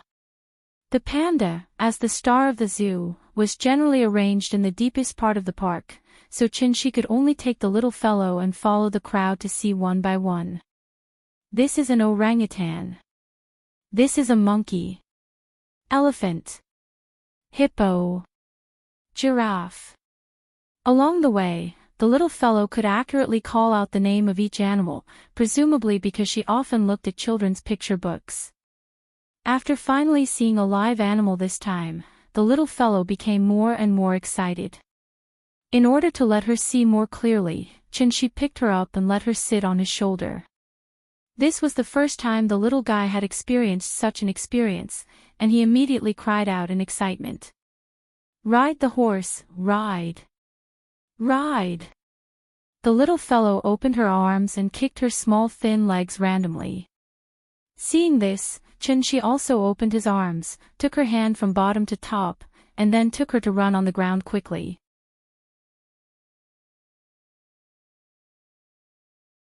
Chapter 10. Happy time always passed so quickly. She took Nian to visit all the zoo. When they came to the exit, it was already 2:30 in the afternoon. "Papa, I'm hungry." The little fellow touched her shriveled belly and said with a pout. At this time, Shi suddenly woke up. He could not eat or drink, but the little fellow could not. Sin, he was so happy playing with the little fellow that he did not notice that it was already past the meal time. "Nian, what do you want to eat?" "Papa will take you there." "I want to eat Kentucky Fried Chicken," the little fellow said happily. But after saying that, her voice immediately lowered, and she whispered timidly, "But Grandma doesn't allow me to eat it. She said that those things are bad for health." "Oh. Is that so?" After hearing his daughter's words, Shi understood that Aunt Zhang really raised her as a granddaughter, so she was determined not to let the little fellow eat any junk food. "Papa can take you there once, but you can't go back and tell Grandma, okay?" "Okay." Hearing this, the little fellow immediately nodded like a chicken pecking rice. Obviously, she had been fascinated by these foreign fast food for a long time. "Come on, eat this candy first, then Papa will take you there." She took out a black candy from his arms. The little fellow took it and smelled it. Suddenly, she smelled a refreshing fragrance, so she opened her mouth and swallowed it. But after swallowing it, she immediately frowned and shouted, "Papa, bad. So bitter. Not candy." As she spoke, she wanted to spit out the candy. Seeing this, Shi immediately covered the little fellow's mouth and persuaded, "Don't vomit, eat it, Papa will buy you Kentucky Fried Chicken." What a joke, more than 9,000 yuan of medicinal materials, plus Shi's overnight effort to refine these 3 foundation elixirs. If she vomited, more than 3,000 yuan would be wasted. While forcing his daughter to swallow the elixir, Shi reminded himself. When refining elixirs in the future, but remember to add cane sugar. Seeing the little fellow's bitter face and finally swallowing the elixir, Shi immediately carried her to the nearby store and bought her a bottle of Wang Zai milk. The mist that was about to condense between the little fellow's eyebrows gradually dissipated. "Let's go. Daddy will take you to eat KFC. You won't feel bitter after eating KFC." He took the little fellow to a shopping mall near the zoo and saw a long line in KFC from a distance. After waiting for more than 20 minutes, Shi finally bought a Doraemon set meal for the little guy. Seeing that the delicacies of his dreams were right in front of him, the little guy was drooling. Shi found a seat near the window, put down the plate, and prepared to take the little fellow to wash her hands. But at this time, she shook off Shi's hand, picked up a chicken wing and gnawed it. Looking at her intoxicated look, Shi could only helplessly interrupt her and whisper, Nian, be good. You have to wash your hands before eating, or you will have worms in your stomach. Are you afraid? Let's go. Daddy will take you to wash your hands. Although it was impossible for the child to get sick with him, it was still necessary for the child to develop good habits from an early age. After several persuasions, the little fellow reluctantly put down the chicken wing in her hand and obediently followed her father to wash his hands. Papa, you eat. After washing her hands and re-entering the battle, the little fellow naturally would not forget to accompany her father, so she picked up a chicken nugget and fed it to Qin Shi. Well, it's delicious. Eat more. Qin Shi smiled and swallowed the chicken nugget fed by the little fellow, then picked up a tissue and wiped the corners of her mouth. No matter where a beautiful woman was, she could easily become the focus of attention, and the little beauty was the same. Looking at the envious eyes of many people around, Qin Shi suddenly felt a little proud. This is my daughter. The father and daughter were quietly enjoying their familial happiness. At this moment, a figure suddenly appeared outside their glass wall. The person knocked on the glass. Qin Shi looked up and saw that it was a young woman dressed beautifully. The woman wore a pair of sunglasses that covered half of her face, but from her delicate chin and high nose, it could be inferred that she should be a great beauty. The woman knocked on the glass. When Qin Shi raised his head and looked at her, the woman quickly walked away. Qin Shi was a little confused. At this time, the woman had bypassed the glass wall, entered the restaurant, and walked directly in their direction. The woman excitedly went straight to the father and daughter, took off her glasses, and said with surprise, Qin Shi? It's really you. Long time no see. Lin Xian. Looking at the woman with exquisite makeup in front of him, Qin Shi's mind couldn't help but recall her appearance when she was still in university.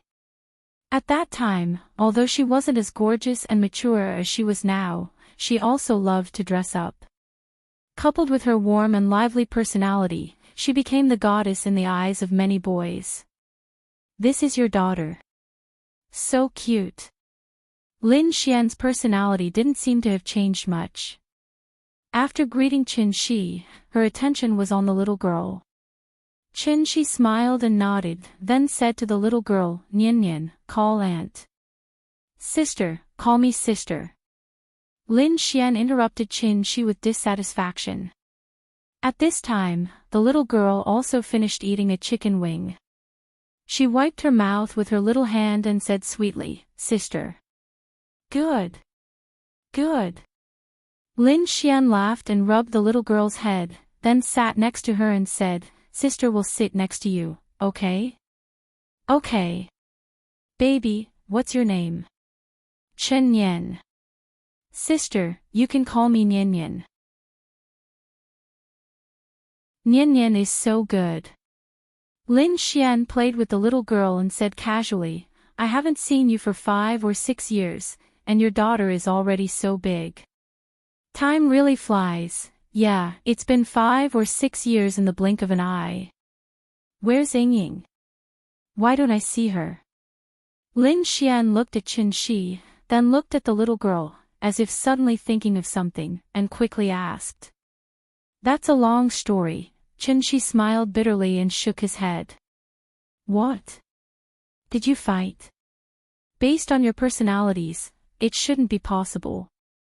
Lin Xian was in the same major as the two of them in university, and she was Ying's roommate, so she had always had a good relationship with the two of them.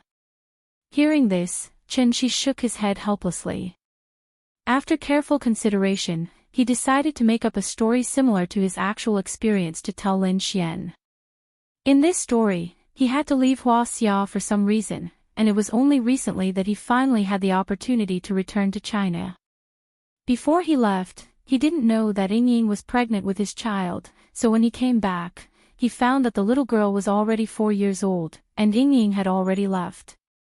After Qin Shi finished telling the story, Lin Xian couldn't hold it in anymore and suddenly exclaimed.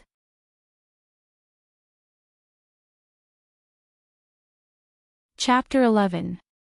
Lin Xian looked at Qin Shi with some shock, as if she couldn't believe that the Qin Shi in her impression could do such a thing.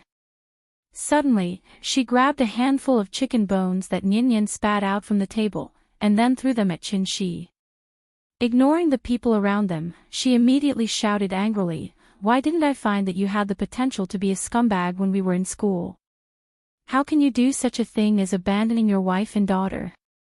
I really want to beat you with the sole of my shoe." There really was a very special reason, I couldn't even refuse. Qin Shi weakly defended himself.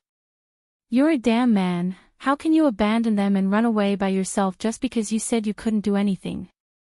Lin Xian was already furious. Seeing that she had thrown all the chicken bones, she wanted to grab the uneaten hamburger on the table and throw it at him. But at this time, the little fellow suddenly cried, "Don't hit my papa." The little guy reached out and grabbed Lin Xian's hand, then burst into tears. There were at least hundreds of people in the restaurant, and when they made a scene, they instantly attracted everyone's attention. Lin Xian was stunned, and quickly hugged the little fellow in her arms to comfort her. "Baby, don't cry, sister won't hit your father, don't cry, okay? Sister, don't bully papa." The little fellow cried like a pear blossom in the rain, and constantly shook Lin Xian with her small hands, firmly not allowing her to bully papa. After being interrupted by her, Lin Xian's anger subsided a lot, so she no longer paid attention to Qin Shi, and hugged the little fellow to comfort her in a low voice. After coaxing for a while, the little fellow slowly stopped crying, but she was still sobbing. Seeing this, Lin Xian was speechless and complained, "Yingying gave birth to a good daughter for you." Qin Shi smiled awkwardly, and then took a tissue across the table to wipe the little fellow's face, and comforted her, "Ninian, sister didn't bully papa, don't cry. So many people are watching, if you cry again, they will laugh at you." Perhaps Qin Shi's persuasion worked, the little fellow slowly calmed down. But then, she glared at Lin Xian with her pair of red eyes, and then pushed Lin Xian away with all her strength, and went under the table to her father's side. "Papa, hug." The little fellow went into her father's arms, and then buried her head in Qin Shi's shoulder, and didn't look at Lin Xian. Obviously, she thought she was a bad person. "Well, I've become a bad person." Lin Xian gloomily looked at the father and daughter, and the resentment in her heart was difficult to calm. After a long silence, Lin Xian said with a gloomy face, "Yingying is an otherworldly fairy, it's understandable that she can't tell a scumbag from a man, but I've seen countless men in the past, how can I not see that you're a scumbag?" Qin Shi didn't know how to answer her. He couldn't tell her that he was struck by lightning and went to an alien planet, and then lived for 500 years in an alien planet, and finally succeeded in his cultivation, crossing the universe with his physical body, and went through untold hardships to return to Earth. Crazy, this is. I can't tell you the reason why I left that year, but I still hope you can believe me, I really left because of force majeure. Qin Shi looked at Lin Xian very sincerely. Lin Xian stared back at him, not to be outdone. Thus, the two stared at each other. After an unknown amount of time, Lin Xian's pretty face suddenly turned red, and she unnaturally looked away, and reluctantly said, "Okay, I'll believe you for now." Qin Shi was about to thank her, but Lin Xian raised her head, looked at him, and said, "How long has Yingying been gone?" 3 or 4 years. Qin Shi thought for a moment, and replied. Hearing this, Lin Xian couldn't help but hold her chin, and after thinking for a while, she frowned and said, "A few years ago, Yingying and I were in frequent contact, and when I was free, I would call her to ask how she was doing. Then one day, she suddenly changed her number, and I couldn't contact her anymore." "Then when was the last time you contacted her?" 3 years ago at Christmas. "But then again, she didn't even tell me that you two had a child, that's too much," Lin Xian said bitterly. Thinking that Yingying had been gone for a long time, and that he didn't even know where she went, and there was no news of her, Qin Shi's heart suddenly throbbed with pain. For Yingying, that was 5 years. But for him, wasn't it a whole 500 years? Meeting in a hurry, vexed that the kindness was too meager. In an instant, the clouds and rain were cast aside. Teaching me to think, my skin is as thin as a knife. Hate, only hate that it violated the old covenant. Lovesickness turned into illness, and that was even more drizzling. The heartbroken person was at the end of the road. The mountains were far away, and the water was far away, and the people were far away. This feeling was dusk and evil. Papa, you eat. At this time, the little girl in Chin-Shi's arms seemed to have recovered a lot, so she picked up a chicken and handed it to Chin-Shi. Okay. Chin-Shi squeezed out a smile, and after reluctantly swallowing the chicken that his daughter fed him, he looked at Lin Xian and continued to ask, "Do you still keep in touch with other classmates? Just your dorm? I remember that you guys had a pretty good relationship at that time. Do you think that other people also contacted Ying? I'm not sure about that. After graduation, everyone was busy with their own things. In the beginning, there was still some contact, but after a few years, everyone had their own families, so the number of contact decreased a lot." Lin Xian shook her head, obviously also immersed in those beautiful memories. Sigh, Chin-Shi exhaled deeply, not knowing what to say. Lin Xian saw that he seemed to be a little depressed, and she couldn't help but feel a little sad. How on earth could he find that person in the vast sea of people? After thinking for a while, Lin Xian suddenly clapped her hands and said, "You can't just wander around the streets looking for someone with your child. How about this? I'll organize a party next week and call a few of my good friends together. At that time, we'll ask everyone to see if anyone has seen Ying." Speaking of this, Lin Xian paused, and then continued, "Even if none of us have seen her, we can at least help you keep an eye out for news about Ying. How about that?" Okay. Thank you in advance." After hearing this suggestion, Chin-Shi couldn't help but nod with some excitement, thinking that this idea was very good.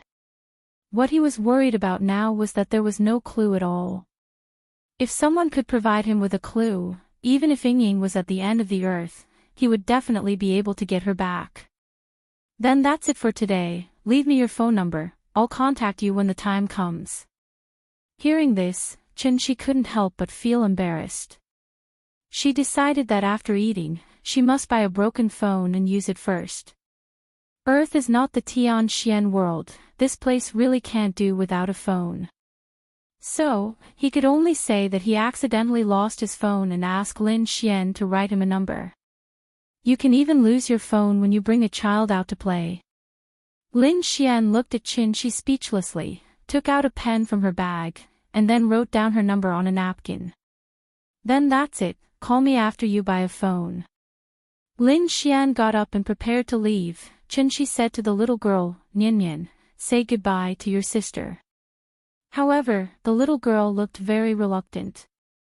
She pouted and tilted her head to the side, not listening to Chin-Shi at all.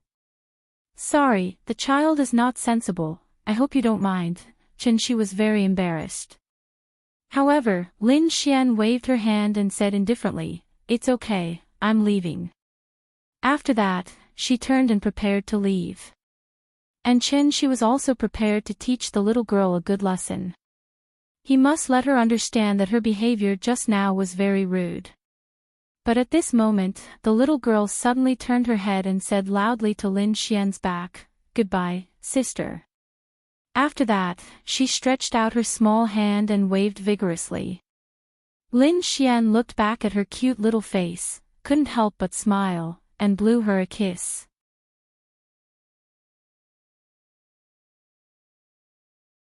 Chapter 12. In this world, not everyone likes children. Some people think that children are innocent, lively, and cute, while others think that children are noisy and annoying. After lunch, Chin-Shi took the little girl home.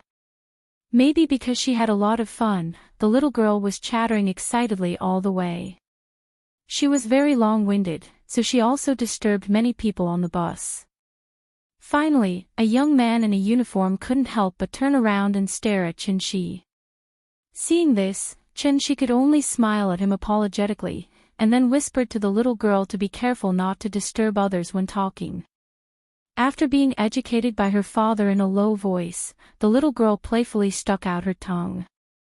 Although she was still talking to her father in high spirits, the volume was much lower. After the bus arrived at the station, Chen Shi took the little girl straight to the nearest mobile business center, spent 399 yuan to buy a Xiaomi mobile phone, and then spent 50 yuan to get a SIM card. This cost him more than half of his net worth, which made Chen Shi feel a little painful. After careful calculation, including the KFC meal just now, he only had about 200 yuan left, which was not even enough to buy a ticket to the amusement park. After thinking about it, Chen Shi decided not to take the little girl out to play tomorrow. The most important thing was to fill up his wallet. So, Chen Shi turned on his mobile phone and started to operate it. When he left, the Android system had just become popular, and Nokia was still struggling to survive by relying on its own Symbian system.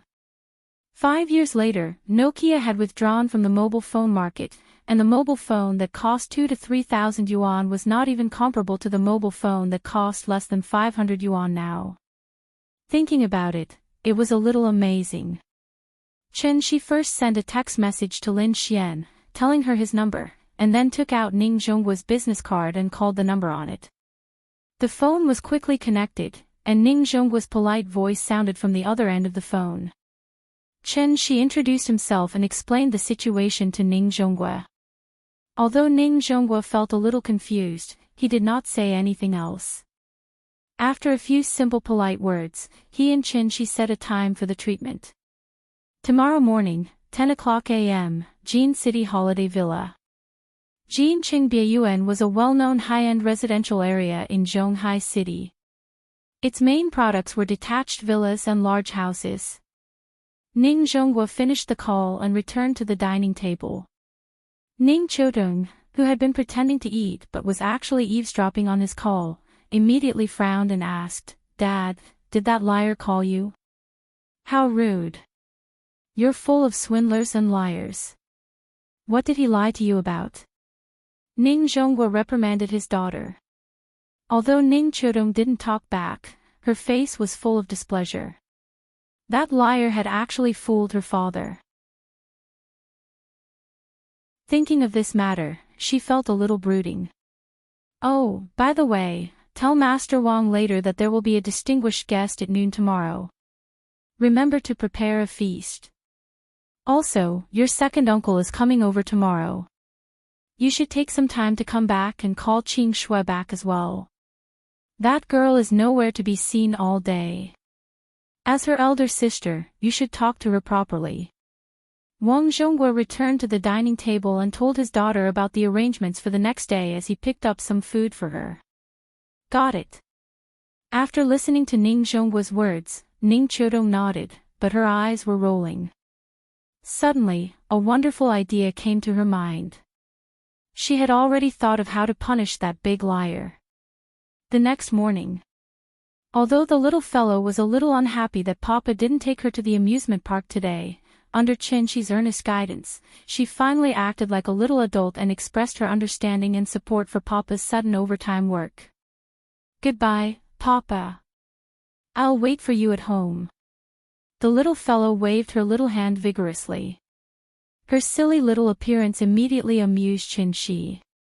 Now, as long as he could see the little fellow every day, he already felt very happy.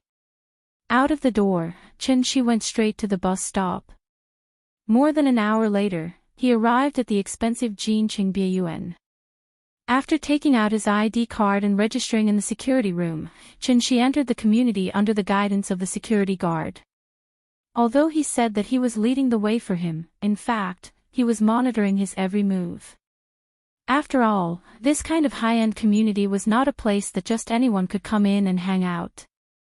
According to the address provided by Chen Shi, the security guard took him to the front of a villa, and then stood silently by the side, indicating that Chen Shi could go forward and knock on the door. Looking at the magnificent single-family villa in front of him, Chen Shi couldn't help but have a doubt in his heart. Were rich people so low-key these days? Why would they buy a lousy A6 for no reason and make him ask for a low price? Chen Shi pressed the doorbell, and the person who answered the door was a middle-aged woman dressed as a nanny. Before Chen Shi could speak, the woman had already asked with a smile, "Are you Mr. Chin?" Under the guidance of the woman, Chen Shi smoothly walked into the villa. Then, he saw Ning Zhonghua in the living room, who was watching TV. "Brother Chin, you're here. Please sit down." Ning Zhonghua didn't get up. He sat on the sofa and casually pointed to the seat next to him, indicating that Chen Shi could sit anywhere he wanted. Although his words were very polite, Chen Shi was not a 3-year-old child. Naturally, he could clearly feel the arrogance emanating from Ning Zhonghua's bones. In fact, it was because he didn't trust him. Perhaps he had never trusted him from the beginning to the end. The reason why Ning Zhonghua was willing to give him a chance was because he wanted to give him a chance as well. After all, this was a matter of life and death. Therefore, even if there was only a 1 in a million chance, Ning Zhonghua was willing to give it a try. The two of them exchanged a few simple pleasantries, and Chen Shi was ready to take Ning Zhonghua's pulse to see if his condition had worsened. However, at this moment, the sound of high heels suddenly came from outside the villa. Chen Shi looked back and saw Ning Chodong leading a group of people in a line. "Dad, let me introduce you. This is Professor Xie, the chief physician of the acupuncture teaching and research department in the School of Chinese Medicine. He is also a member of the Hua Xia Special Effect Medical Research Society and the executive director of the Zhonghai Chinese Medicine Association. Professor Xie, this is my father, Ning Zhonghua." Ning Chodong was followed by an old man in a Chinese tunic suit who looked about 60 or 70 years old. As soon as they entered the villa, she led the old man straight to Ning Zhonghua. Then, as the middleman, she smiled and introduced the two of them to each other. After listening to his daughter's introduction, Ning Zhonghua quickly stood up and shook the old man's hand. He said happily, "So it's Professor Xie." "Hello, hello." Chen Shi sat on the sofa and slightly raised his head to look at the arrogant woman in front of him. However, Ning Chodong acted as if he didn't exist.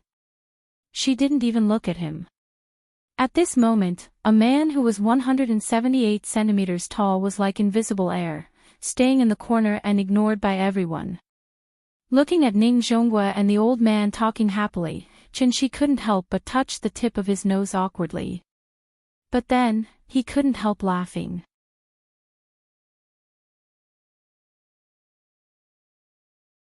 Chapter 13. Professor Xie was over 60 years old, so he was older than Ning Zhonghua by a generation.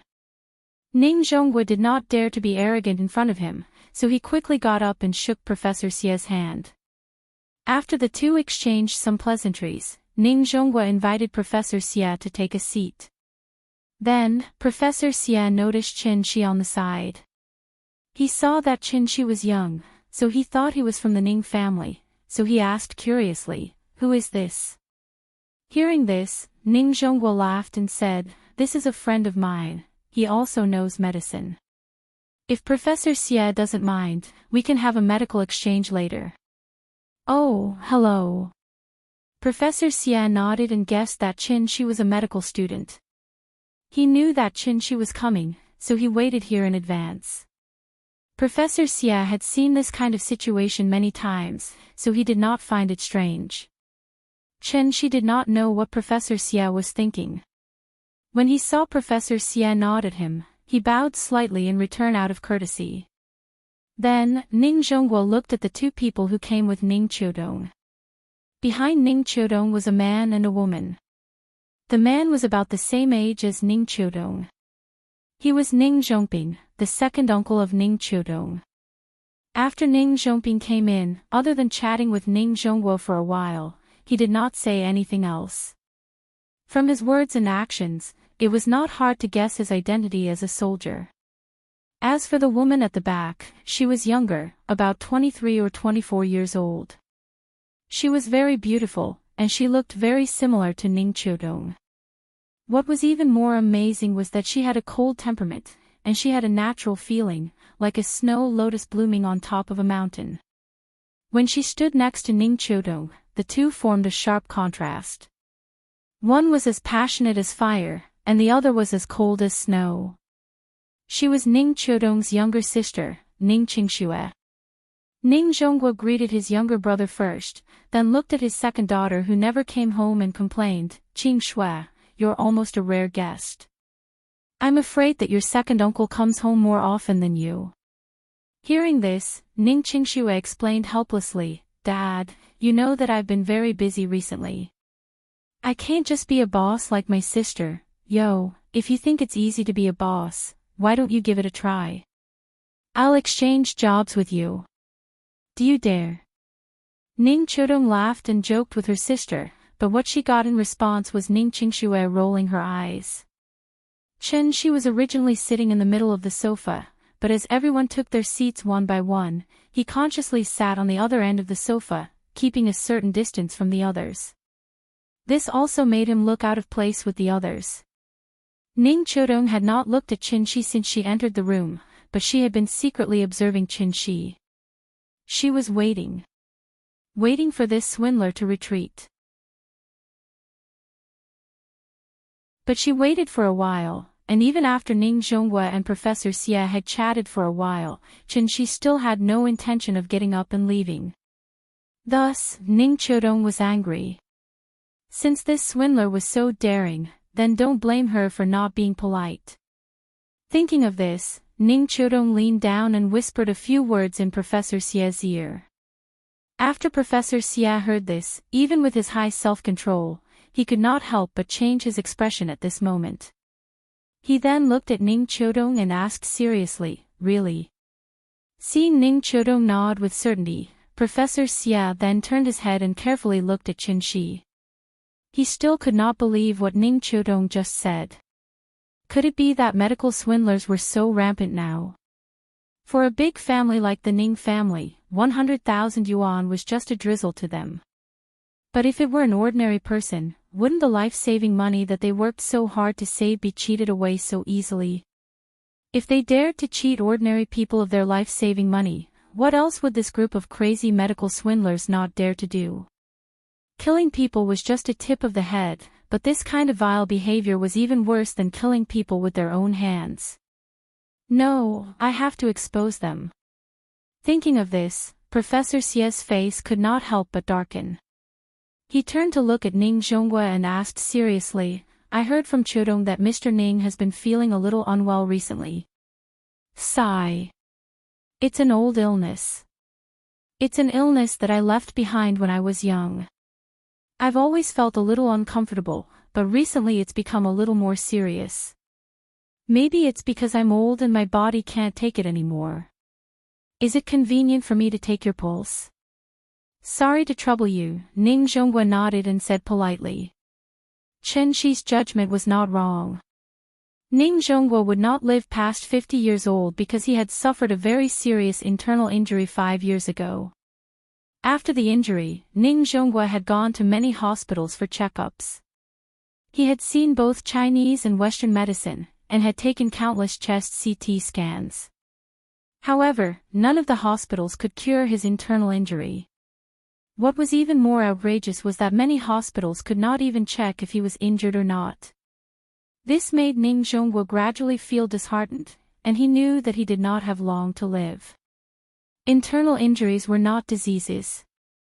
Diseases could be cured, but injuries could only be nursed. As his physical condition deteriorated day by day, Ning Zhongguo could not even walk at the most serious time.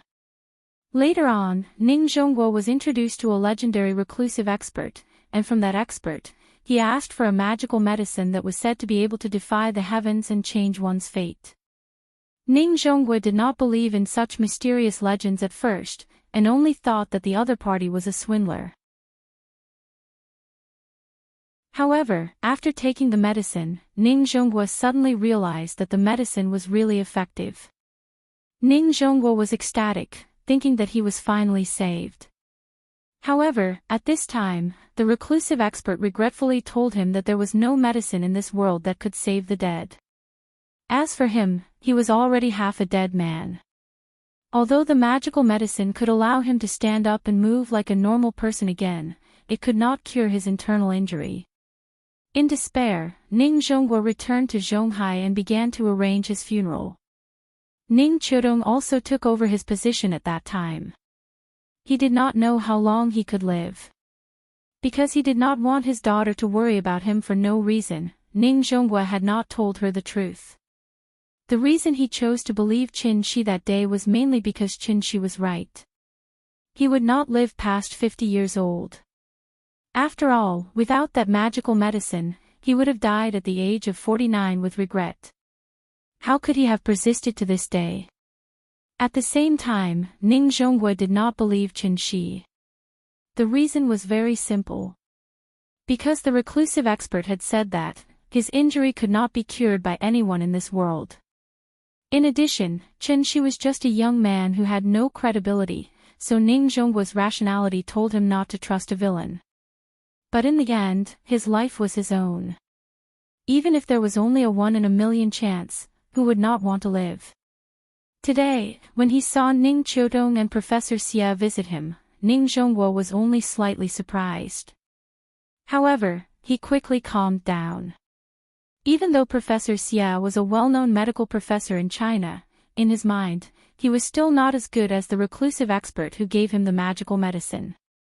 His daughter kindly invited the old professor to treat him. Naturally, he could not refuse his daughter and Professor Xia. However, this made the young man a little embarrassed. Thinking of this, Ning Zhongguo could not help but look at Qin Shi. What he did not expect was that the young man who was targeted by his daughter could still be calm in this situation. He sat steadily on the sofa as if everything around him had nothing to do with him. In terms of self-control, it was enough to make Ning Zhongguo look at him in a higher light. The hall was a little quiet. Everyone quietly waited for Professor Xia's diagnosis results. However, everyone waited for a while before Professor Xia finally withdrew his hand. He then frowned and said to himself, if the pulse is strong, the liver disease. Frivolous, the heart disease. Sharp sprinting, the lung disease. Chain beads, the kidney disease. Heavy and slow, the spleen disease.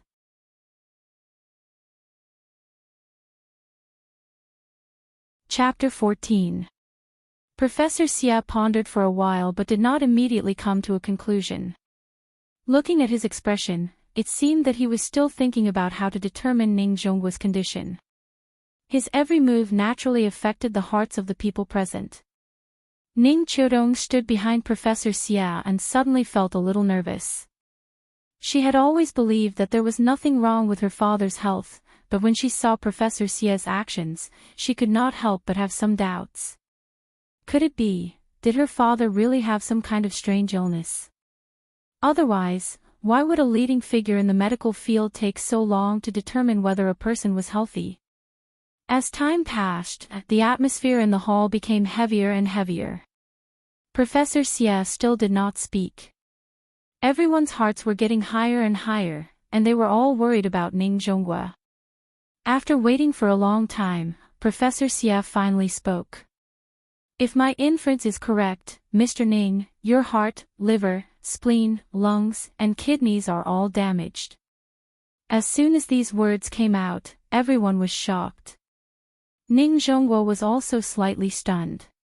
He had the most intuitive understanding of Professor Xia's medical skills. Other than the hidden expert, Professor Xia was the second person to be able to detect his physical condition just by taking his pulse. As for Qin Shi, he could be considered half a person. To be honest, Ning Zhongguo suspected that Qin Shi knew about his physical condition from somewhere, and that was why he was able to point it out so easily.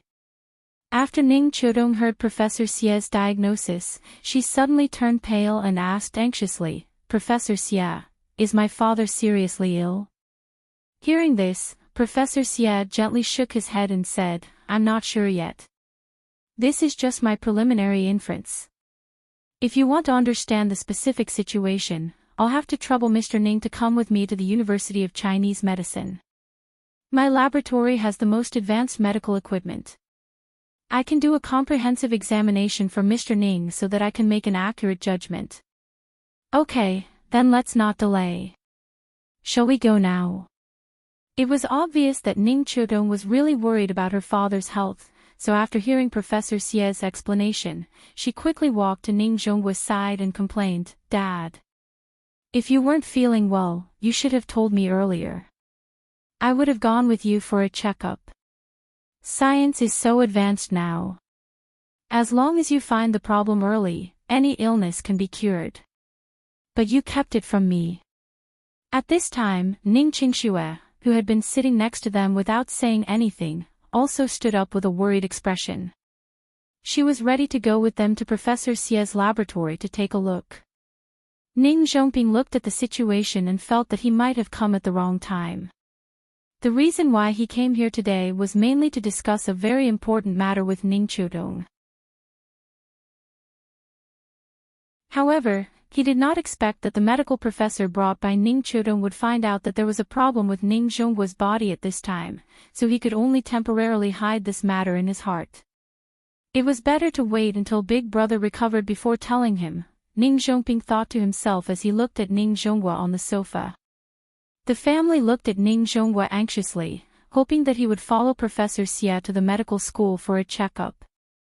However, when Ning Zhongguo saw their anxious looks, he comforted them with a few words and said with a smile, "It's okay. It's an old problem. Don't worry. It's rare for a distinguished guest to visit. I've already instructed the kitchen to prepare a feast yesterday.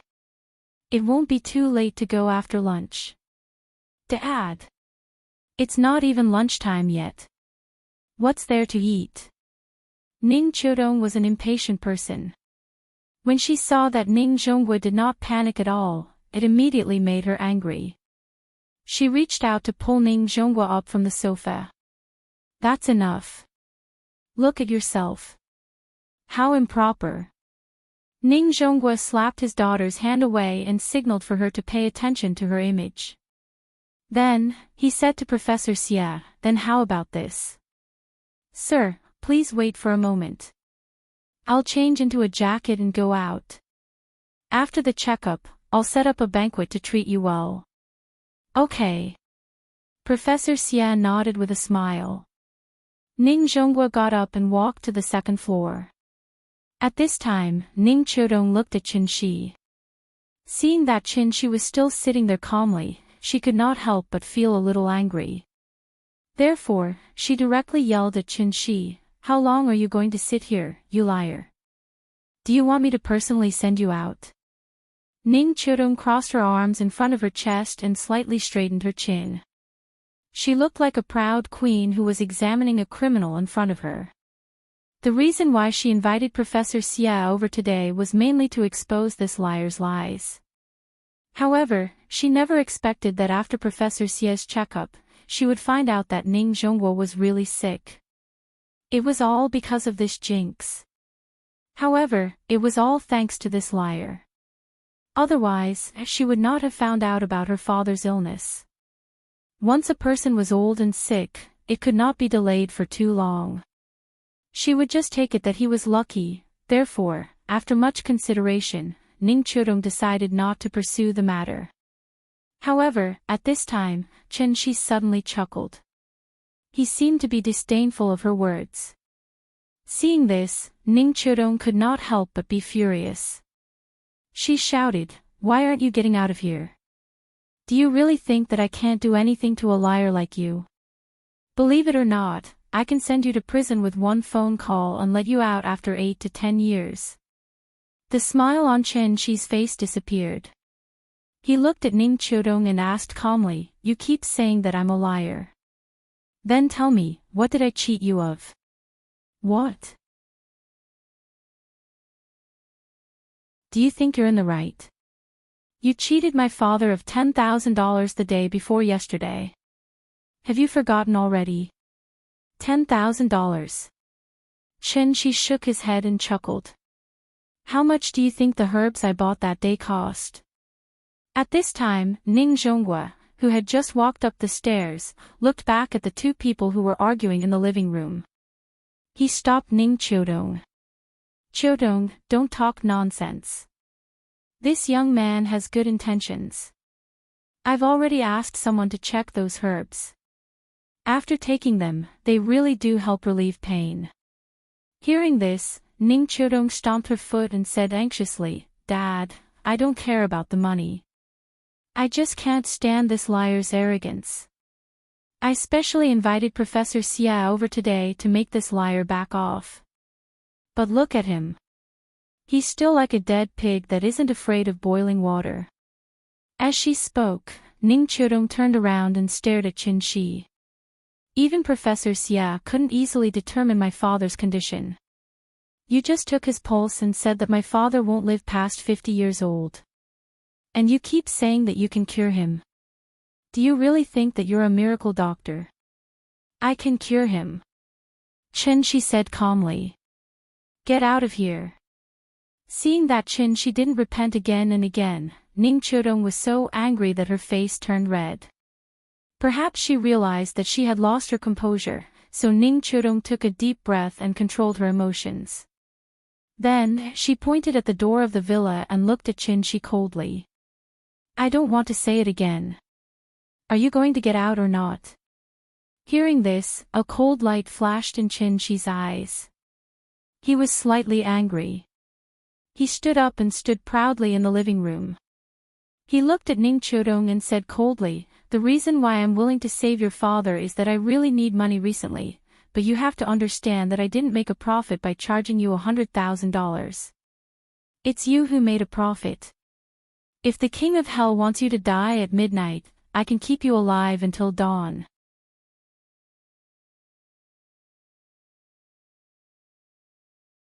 Chapter 15. I've earned. Ning Qiudong was stunned for a moment, then she couldn't help but laugh. She mocked, "May I ask what I've earned?" However, Qin Shi didn't reply. He glanced coldly at Ning Qiudong, then looked at Ning Zhonghua at the staircase. He said coldly, "I've refined the medicinal herbs that you bought with 10,000 yuan into pills. The medicine is here. We're even now. If you continue to spout nonsense, don't blame me for being rude." After saying that, Qin Shi took out a small bottle from his bag and placed it on the table. Then, he walked out of the door. Ning Qiudong looked at Qin Shi's back. Her lips moved as if she wanted to say something, but in the end, she didn't say anything. Ning Zhonghua silently looked at Ning Qiudong and Qin Shi arguing. After Qin Shi left, he didn't say anything to stop them. He just sighed softly and went up the stairs again. One was his daughter, the other was just an outsider. Since the two of them were already like fire and water, he naturally couldn't continue to help an outsider. Forget it. What his daughter said should be right. That young man was probably trying to cheat money. Perhaps it was because he felt lucky that he couldn't find out that young man's problem. After Qin Shi left, the living room fell into a strange silence. Ning Qiudong angrily walked to the table and wanted to throw the bottle of so-called medicine away.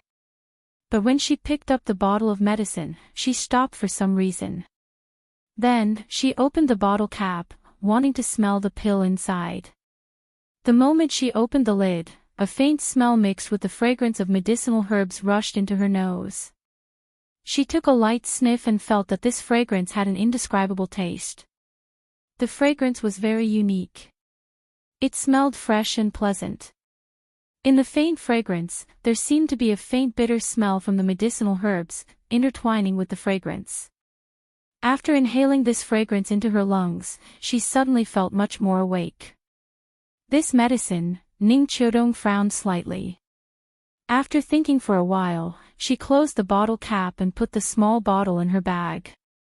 Qin Shi was a little depressed as she returned home.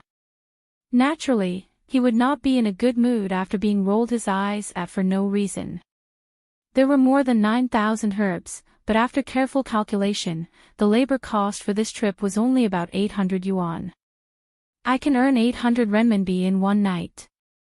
If that's the case, I'm one of the high-income people in Zhonghai. Chen Shi laughed at himself and knocked on the door. The Peiyuan pill could effectively alleviate Ning Zhongguo's condition, but it could only treat the symptoms and not the root cause. There was only one way to truly cure him. With the help of the Peiyuan pill, Chen Shi would use the Immortal's Dharma access to massage Ning Zhongguo's qi to fully exert the medicinal effect, eliminating the old illness in Ning Zhongguo's body from the root. However, in the current situation, even if Ning Zhongguo took out 1 million or 10 million, Chen Shi wouldn't treat him anymore. Did they really think that a single copper coin could stump a hero? Thinking of this, Chen Shi couldn't help but sneer. Let's wait and see, Papa. Papa is back. Now as long as Chen Shi went out of the door, the little girl would always pay attention to the situation outside the door.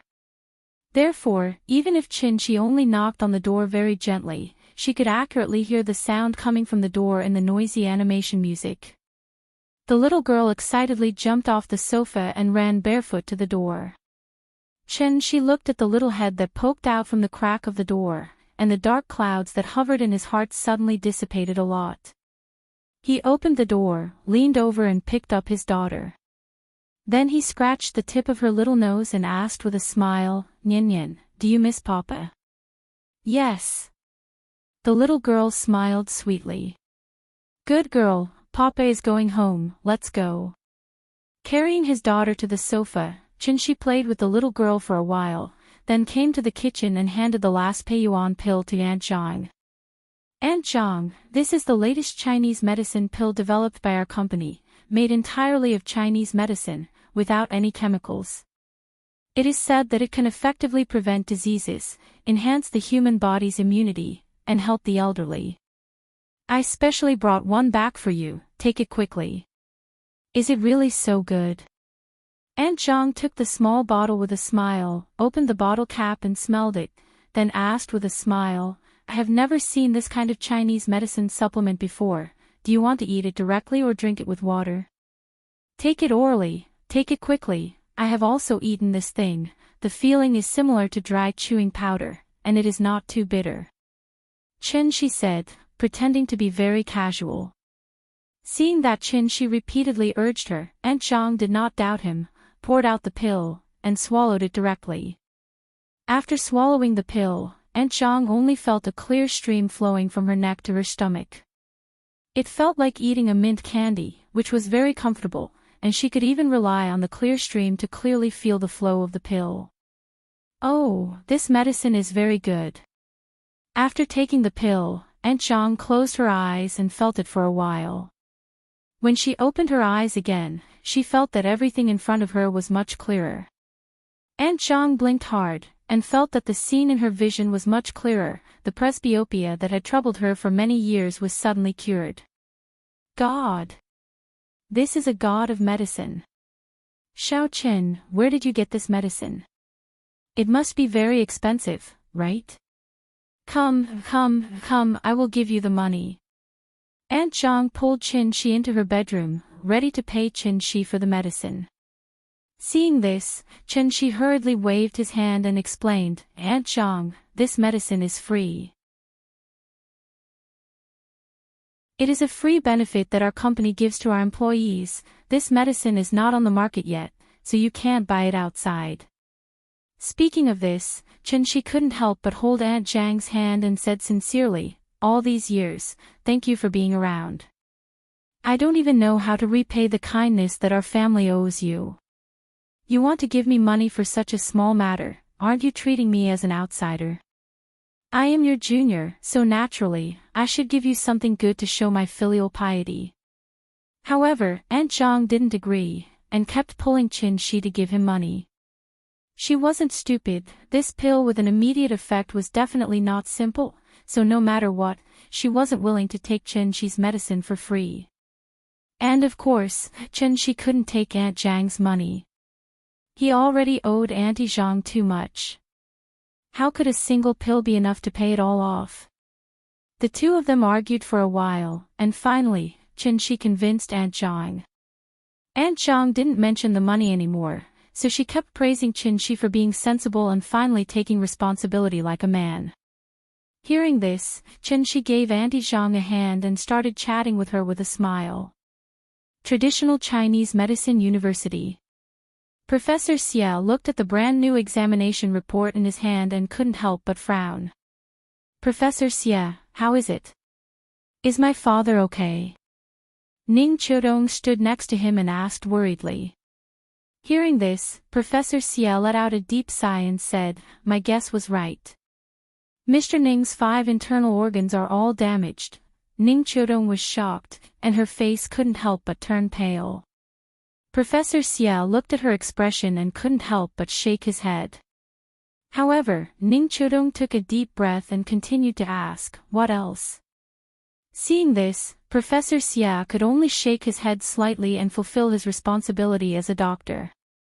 He explained in detail, Mr. Ning's heart, liver, spleen, lungs, and kidneys are all bleeding.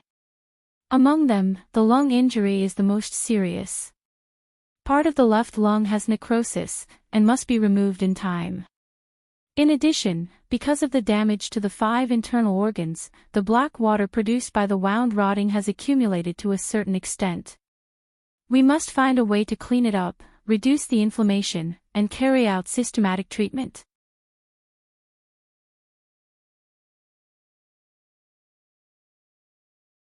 Chapter 16.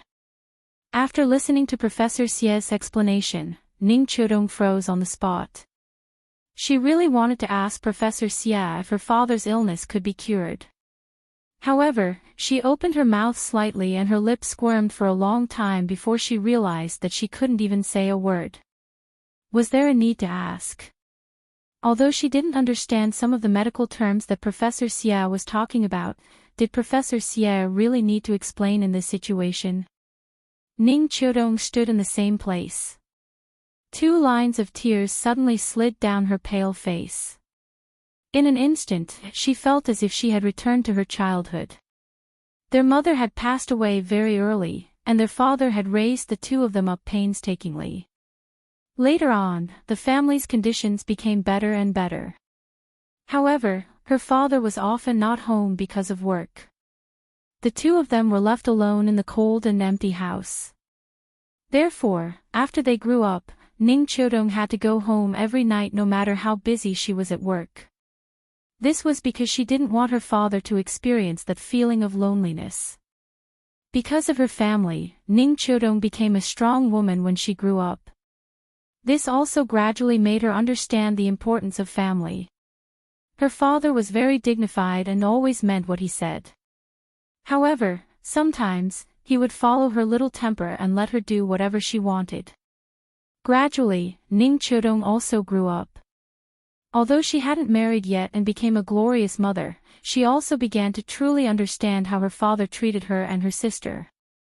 It was the most difficult fetters that originated from the depths of their blood. Suddenly, Ning Qiudong seemed to have thought of something. She took a deep breath and tried to calm herself down.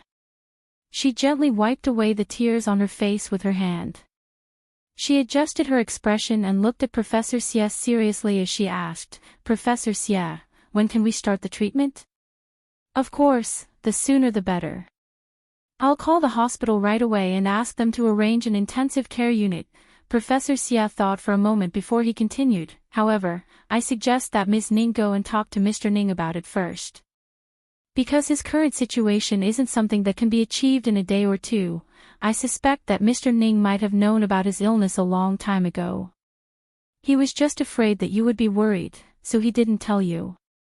I understand. Thank you, Professor Xie. Ning Qiudong nodded silently, then turned to look outside the door.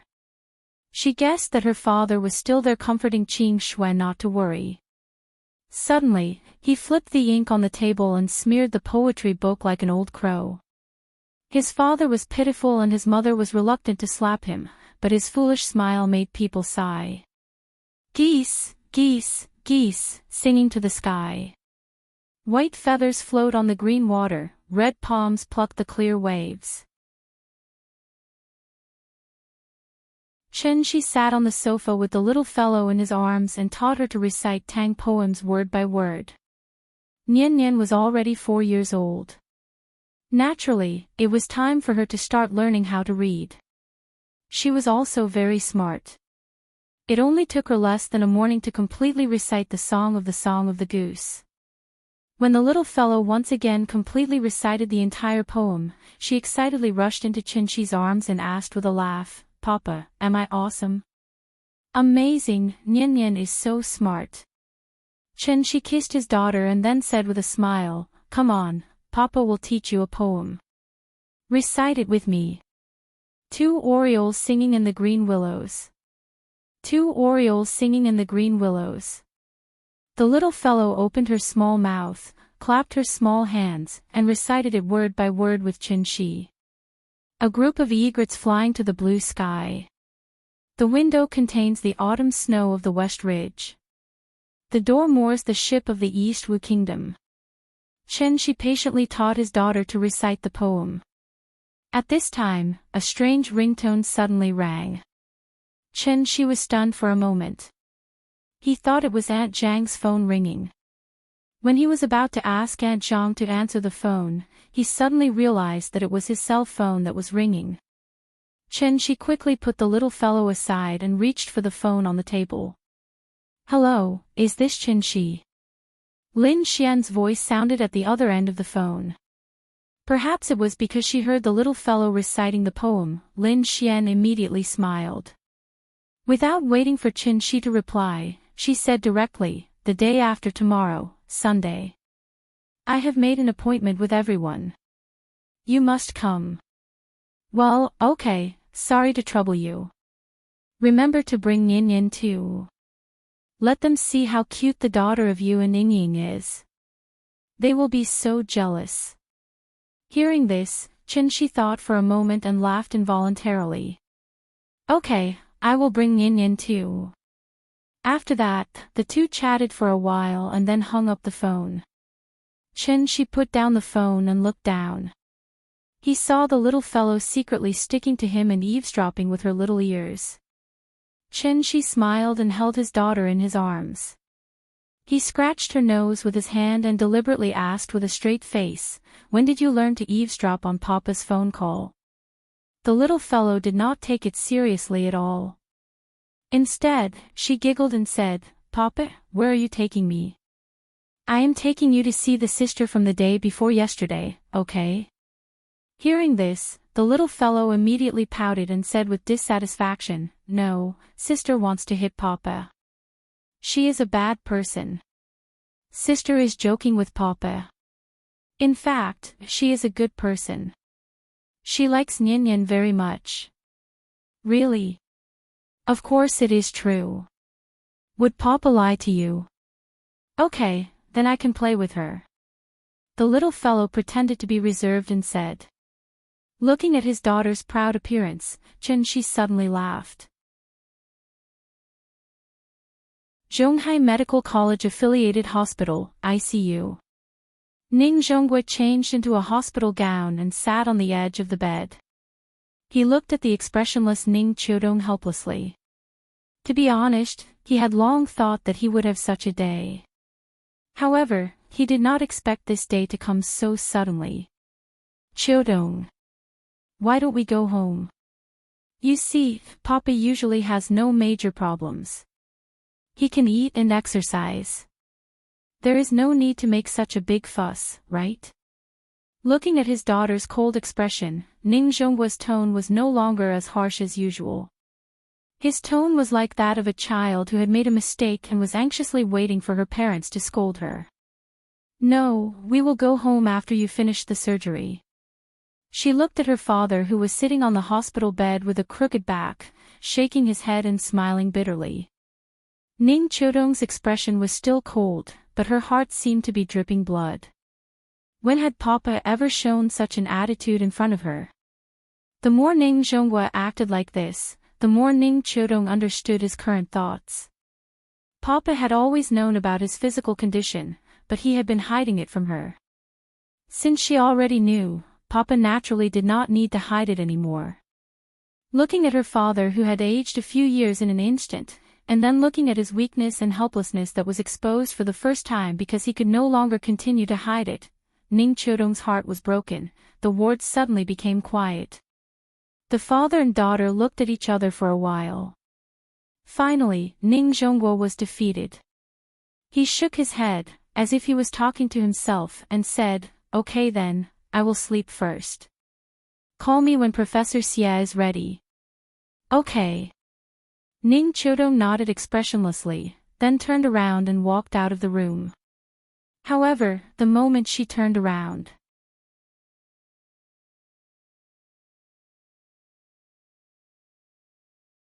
Chapter 17.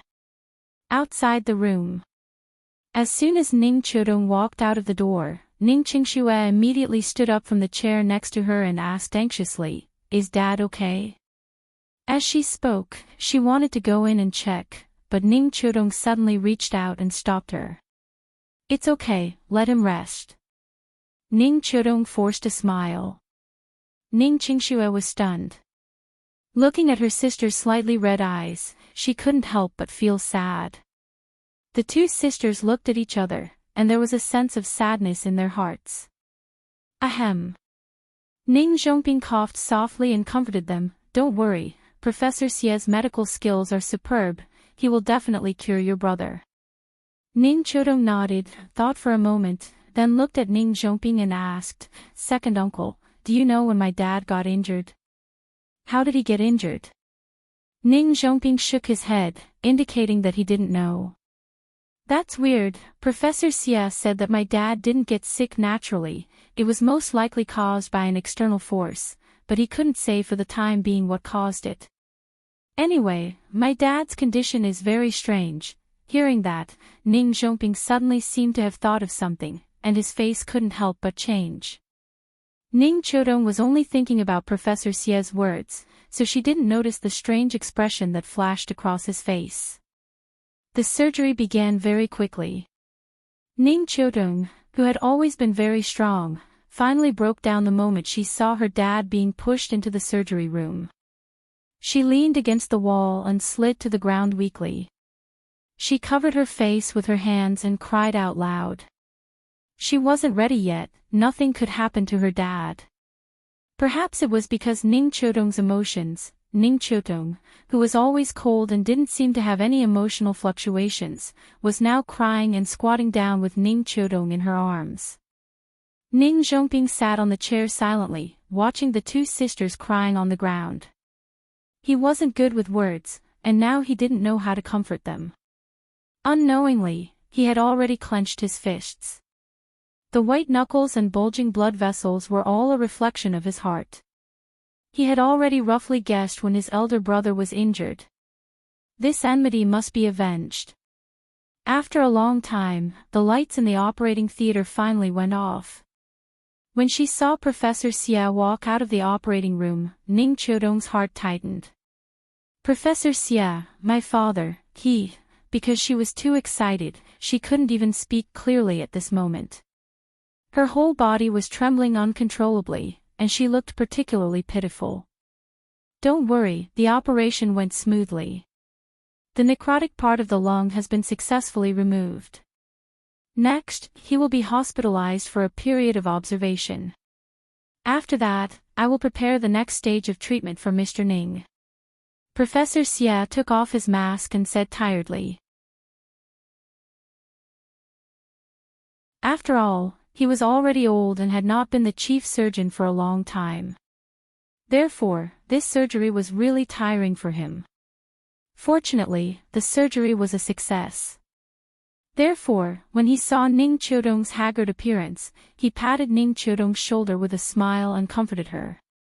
"The patient is still in a coma. You should go eat and rest. Don't tire yourselves out."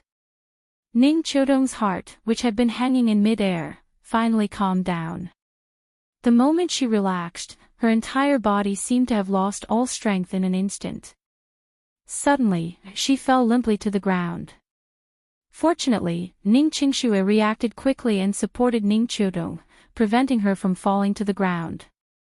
"Sis, why don't you go back and rest? If this goes on, you will collapse before Dad is done. Ning Qingxue advised very worriedly. It's okay. Qingxue, go buy some water and food. We will rest here and wait for Dad to come out. Ning Qiudong shook her head. Ning Qingxue saw that her attitude was firm and could only follow her and turn around to buy food. The three of them ate some snacks and then continued to wait outside the ward. Not long after, a nurse walked out of the ward and said to them, "The patient is awake. You can go and see him.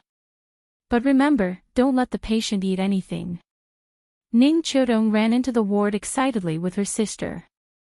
As soon as she entered, she saw Ning Zhongguo's pale face due to excessive blood loss. "Dad, do you feel better? How can it be so fast?" Ning Zhongguo shook his head weakly and reached out to hold his daughter's hand. Ning Zhongguo clearly looked very healthy in the morning, but after the surgery, it was as if he was terminally ill in an instant. He looked like he was on the verge of death. Looking at his weak appearance, Ning Qiudong could not help but cry again. "Dad is fine. Come and talk to me. Qingxue, you come too." As if to reassure his daughters, Ning Zhongguo forced himself to be alert and tried to straighten his body, wanting to talk to his two daughters. But then, Ning Zhongguo suddenly felt a tightness in his chest. Then, he spat out a mouthful of blood. "Dad!" Seeing the blanket that was instantly dyed red with blood, Ning Qiudong was stunned. Almost without any hesitation, she immediately cried loudly outside the door, "Someone, where is the doctor? Call the doctor." Ning Qingxue quickly ran out to call the doctor. Ning Qiu then looked helplessly at her father who was still coughing up blood.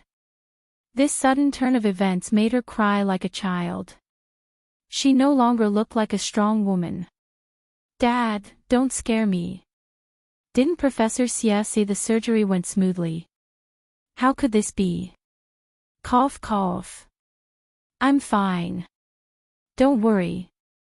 Ning Zhongguo coughed for a while, spitting out blood as he coughed. When he finally felt better, Ning Zhongguo held his daughter's hand and forced out a smile. He said with difficulty, "The weather is unpredictable, and people are fickle in fortune and misfortune. Qiudong, you're not young anymore. Don't you understand? Dad." Ning Qiudong opened her mouth and screamed silently. Tears had already blurred her eyes. Her father, who was so close to her, slowly blurred his figure in her eyes. Ning Qiudong could not see his face clearly. "It's okay. Dad has lived for 3 more years. I'm satisfied." At this point, Ning Zhongguo's tone became more and more stable.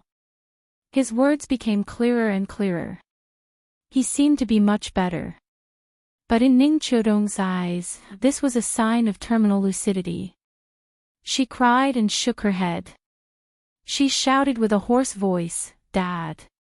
Don't say any more. Rest well. Professor Xia will be here soon. He will definitely cure you. It's no use. Professor Xia is not a god. I know my illness very well." Ning Zhongguo shook his head lightly. He reached out to wipe the tears on his daughter's face, but he realized that there was no end to it. "Do you know why Dad has lived for 3 more years? It's because Dad met a god 3 years ago." Ning Qiudong looked at her father blankly and listened to him ramble on. For a moment, other than crying, she did not know what she should do. "The old god gave me a pill called the life-continuing pill. It's amazing. After I ate it, Dad's illness was cured. That's why I can stay with you for 3 more years. I've lived for 3 more years for no reason. I'm content. Qiudong, you have to learn to be content too. Do you understand?" Ning Qiudong did not speak. Ning Zhongguo wiped her tears again and continued, "In the future, when Dad is no longer around, you have to take good care of your sister. I know you're proud and look down on ordinary men, so I've never urged you to get married. But you're not young anymore. I won't be able to hold a grandson in my lifetime. You have to let me see you when you're buried in the ground, right? Be careful that Dad doesn't bother you in your dreams every day.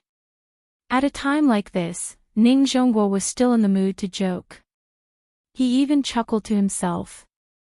Ning Qiudong stared at her father blankly. Suddenly, she stood up from the chair as if she had been electrocuted. Then, she picked up her satchel and poured out everything in it. Then, she fell to the ground like a madwoman and threw out her things one by one. At this moment, Ning Qiudong looked like she was possessed. She kept muttering, "Pill. Pill." Finally, she found it.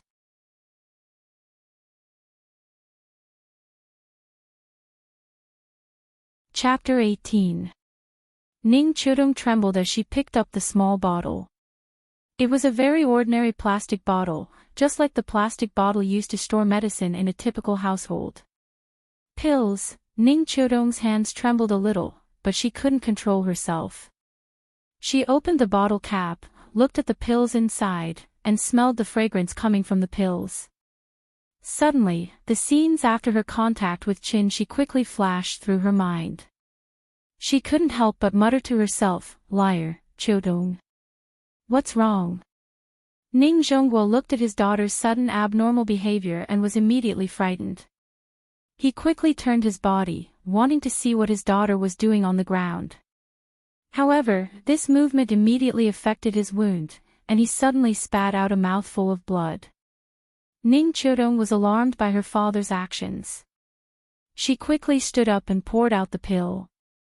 "Dad, the medicine is here. Take it quickly." Ning Zhongguo looked at his daughter's dazed appearance and felt an inexplicable sadness in his heart. If he really didn't live past today, how big of a blow would it be to his daughter? Looking at her current behavior, how was it any different from going crazy? Thinking of this, Ning Zhongguo couldn't help but smile bitterly. Then, under his daughter's expectant gaze, he swallowed the pill. As long as it could make his daughter feel at ease, so what if it was arsenic? However, what Ning Zhongguo didn't expect was that after he swallowed the pill was like a mint candy. It turned into a clear stream in his body and flowed to every part of his body. Silently feeling the familiar taste, Ning Zhongguo instantly became a little excited. He was very familiar with this feeling. 3 years ago, when he just swallowed the life-prolonging pill, he also had this feeling. "Qiudong, where did this medicine come from?" Ning Zhongguo grabbed Ning Qiudong's hand and asked excitedly and nervously. "It's effective." "Yes, it's the same feeling as when I took the life-prolonging pill 3 years ago." Ning Qiudong looked at her father with a face full of surprise. After seeing Ning Zhongguo nod affirmatively, she immediately said excitedly, "The medicine that the liar left behind is actually real." After saying that, she was stunned. Liar. That liar who kept saying that he could save her father had already been chased away by her. Thinking of this, Ning Qiudong couldn't help but feel anxious and angry. She hated herself. Why couldn't she trust that person a little? Even if it was just a little, father wouldn't have to suffer like this now. No. He had to find him and apologize to him face to face. Thinking of this, Ning Qiudong immediately looked at Ning Zhongguo and said, "Dad, I'll go and invite him back. Wait for me here." After that, she picked up Ning Zhongguo's phone and prepared to leave. At this time, Professor Xia also hurriedly pushed open the door and walked in with a group of people. What's the situation now? What happened to Mr. Ning? From the moment Ning Zhongguo fell ill to the moment Ning Qiudong gave him the pill, the entire process took less than 5 minutes. Therefore, when Professor Xia received the news and rushed over, Ning Qiudong had just picked up her phone and was about to leave. "Qingxue, come and tell Professor Xia about the situation. I have something to deal with immediately." After that, she didn't care about Ning Qingshue's stunned expression and ran out of the ward. She quickly looked through Ning Zhongguo's phone. Finally, she found the number that she had called before. After nervously taking a deep breath, Ning Chudong gathered her courage and dialed the number. Beep, beep, beep, the call went through, but the other party didn't pick up. Listening to the beeping sound on the phone, Ning Chudong's heart was in her throat. However, what she didn't expect was that after the phone rang a few times, the other party actually hung up the phone. Sorry, the number you have dialed is currently busy. Please try again later. Hearing the busy tone from the phone, Ning Chudong didn't want to give up and continued to call. However, after she dialed a few more times, she found that the tone suddenly changed. Sorry, the number you have dialed is currently unavailable. Crazy. She looked at the name of the caller, speechless, and then hung up the phone. When he left yesterday, he already expected that Ning Zhongguo would call him again. However, what he didn't expect was that the call would come so quickly. She just fell out with him yesterday, and today she shamelessly called him. It was only a day later, and she couldn't do it anymore. What were you doing earlier? She was still a little angry. You wanted to break up, so be it. Now you want to use true love to coax me down, bah. The phone rang again and again, and she hung up several times. However, the other party still didn't give up and kept calling, so he simply turned off his phone. He only had 2 contacts anyway, and Lin Xian probably wouldn't call him now, so he turned off his phone for peace and quiet. She casually threw the phone aside, put on a smile, and put his daughter on his lap. She stroked her little face and asked with a smile, Nian Nian, Daddy will teach you to memorize the 3-character classic now, okay? Okay. The little girl said sweetly. Nian Nian is so good. She happily taught his daughter to memorize the 3-character classic. Aunt Zhang was watching TV while listening to the father and daughter reading, and her face was full of gratification. Since she came back, she really relaxed a lot. And this family finally looked a little like home. The father and daughter recited for a long time. During the intermission, the little girl seemed to suddenly think of something, so she looked at Shi and asked in a childish voice, Papa, other children have to go to kindergarten, why don't I go? Ah. Shi was stunned. To be honest, he hadn't thought about this problem for the time being. Nian Nian was only 4 years old, and she could only go to kindergarten in the middle class. She originally planned to wait until she was 5 years old before sending her to kindergarten in the upper class, so that it would be easier for her to adapt to the school atmosphere when she went to primary school. The 9-year compulsory education didn't include kindergarten. Most parents now sent their children to kindergarten when they were 2 or 3 years old because they didn't have time to take care of their children. But she wasn't in this situation. He was an unemployed vagrant, and he hadn't been with the little girl at all in the past few years. Now, of course, he wanted to accompany the little girl all day. After all, if conditions permitted, it was best to take care of his own children. Thinking of this, she couldn't help but lower his head, looked at the little girl and asked, Nian Nian, do you want to go to kindergarten? Yes. Xiaoyu and the others said that kindergarten is fun. Then will you be afraid when you go there? No. With Xiaoyu with me, I won't be afraid. Hearing this, she couldn't help but touch his chin with some doubts. Why other children were afraid of going to kindergarten, but his own family wanted to go to kindergarten? There was something fishy, however, since the little girl said that she wanted to go to kindergarten. As a father, he naturally couldn't refuse. So, she touched the little girl's head and said with a smile, well, Papa will send you to kindergarten in a few days, okay? Okay. Papa is the best. After that, the little girl kissed Shi, which immediately made Shi laugh. However, as he smiled, his smile turned into a bitter smile. Kindergarten tuition was not cheap now.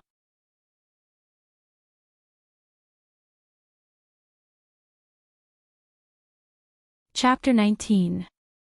Ning Chodong tried several times, but every time she called, the phone was turned off.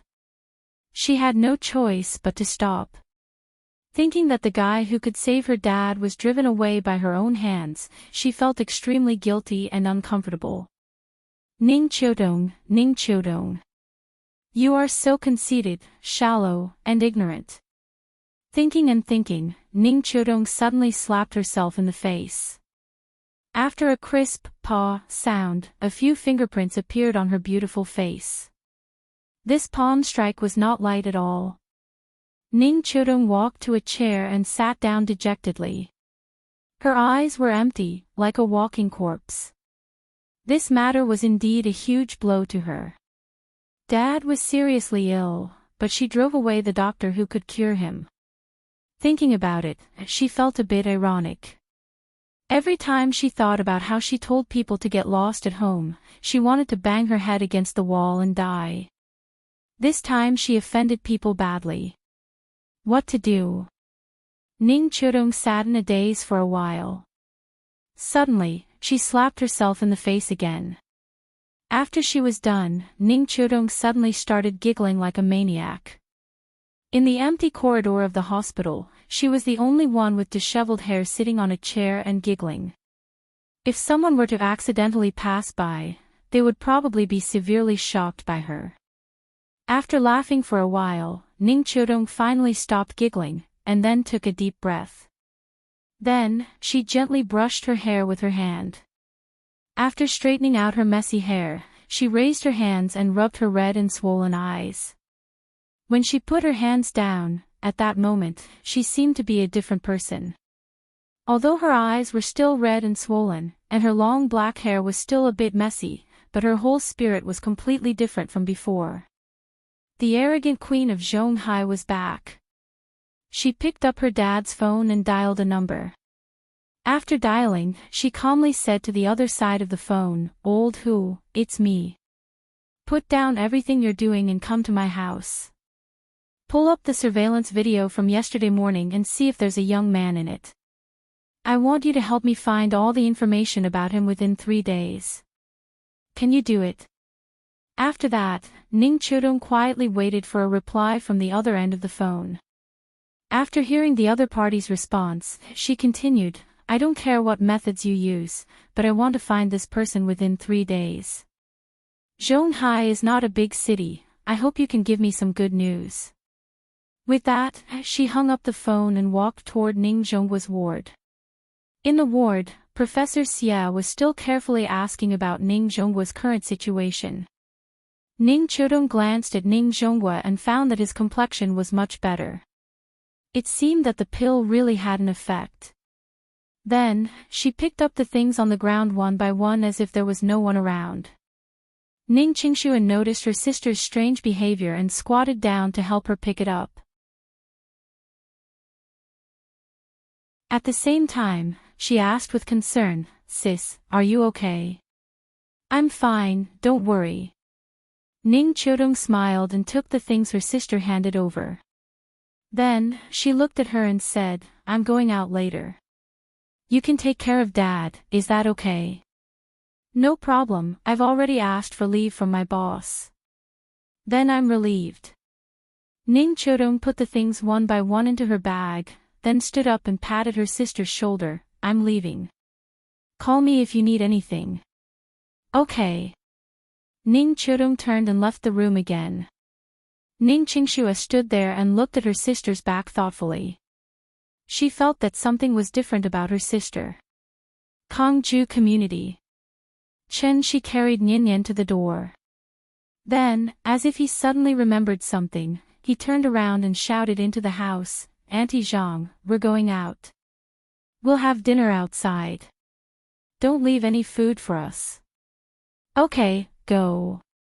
Come back early." After hearing Auntie Zhang's response, Chen Shi carried Nian out of the house. Lin Xian set the location of the party at the famous Sally restaurant in Zhonghai City. Sally restaurant was one of the few one-star Michelin restaurants in Zhonghai. It was located on the top floor of the Xingchen Hotel. The per capita consumption was not low. After Qin Shi received the address text, his first reaction was to call Lin Xian. He told her frankly that he was short of money recently and couldn't treat them to such a luxurious restaurant party. However, Lin Xian was determined not to change the location. She said that she would treat and Qin Shi could eat as much as he wanted. Qin Shi argued with her for a long time.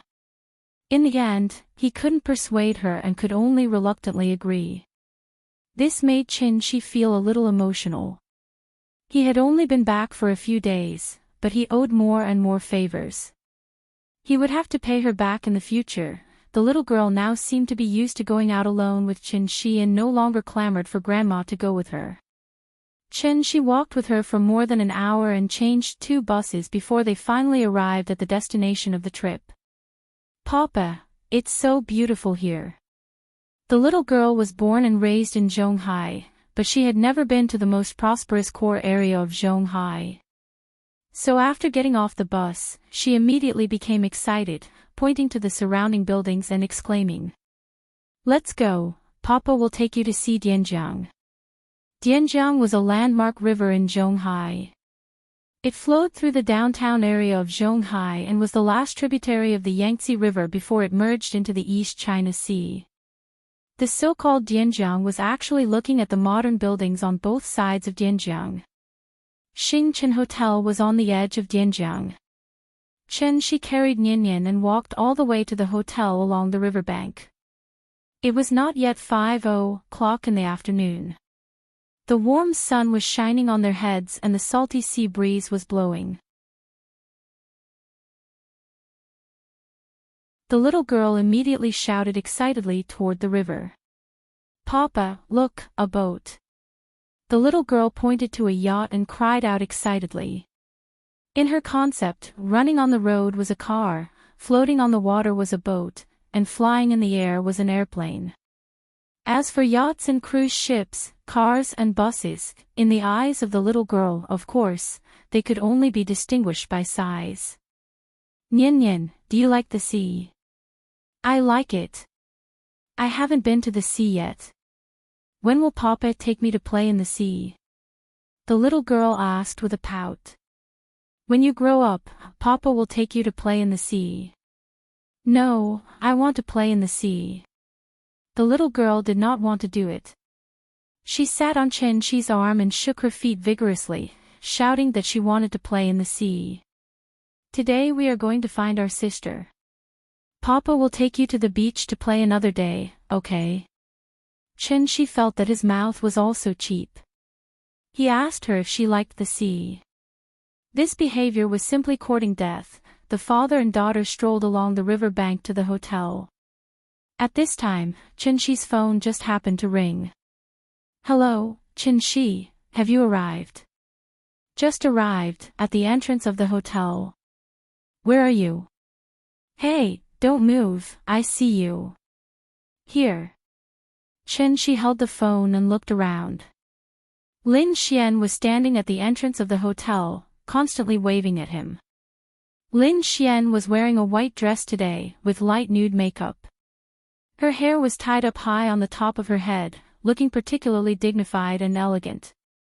"Let's go, we'll go up first. Lulu and the others will still be a while before they arrive." Qin Shi carried the little girl to Lin Xian. Lin Xian said while reaching out to touch the little girl's face. But at this time, the little girl suddenly turned her little head, as if she was unwilling. Seeing this, Lin Xian could only helplessly ask, "Baby, are you still angry with your sister?" The little girl didn't answer. It seemed like she was holding a grudge.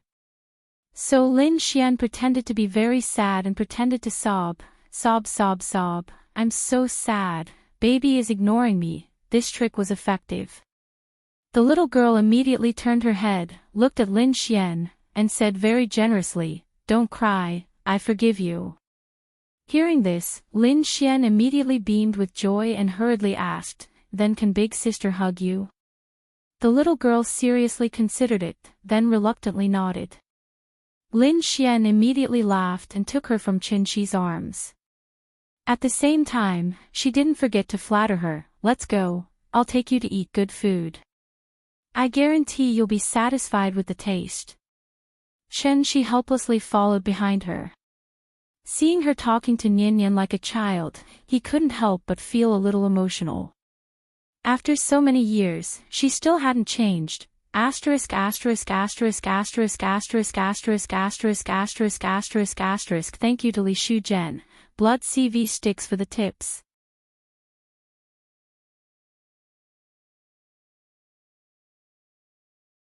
Chapter 20. After entering the door, Lin Xian took the father and daughter straight to the restaurant. Because they had just strolled around Dianjiang, it was almost time for dinner. Chen Shi really wasn't familiar with this kind of legendary high-end restaurant. Because he had never been here. It was not that he couldn't afford it, but because he and Ying had similar views. Both of them felt that they should work harder while they were young and not easily extravagant and wasteful in order to enjoy. After all, they really didn't have much capital. So whenever Chen Shi got his salary, Ying would deduct a large part of it, saying that it was to save money to buy a house. It was precisely because of this that Chen Shi had never taken Ying to any high-end place for a long time. He wanted to create some romance for Ying, but unfortunately, the housekeeper was too strict. Without a small treasury, he could only sigh. In the end, this also became a little regret in Chen Shi's heart. Lin Xian was very familiar with this kind of place. Perhaps she also saw Chen Shi's unfamiliarity, so she came up with a set of tasting menu and very considerately ordered good dishes for Chen Shi. However, the little fellow didn't care so much. She sat next to Lin Xian. When she saw Lin Xian holding the menu and ordering, she also stretched out her small hand and kept pointing on the menu. This, I want this, and this. People who didn't know would think that she really knew French food, but in fact, the little fellow didn't even know a few Chinese characters. This menu didn't have pictures, so she was just playing around. He didn't know where she learned this action. After ordering, Lin Xian teased the little fellow and asked casually, "What are you going to do now?" "What?"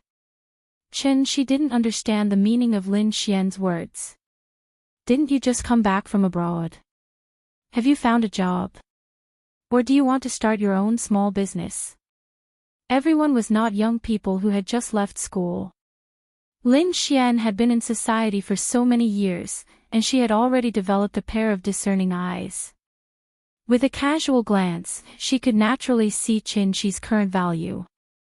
Looking at the little fellow again, although the little fellow was very beautiful and cute, her clothes were not valuable.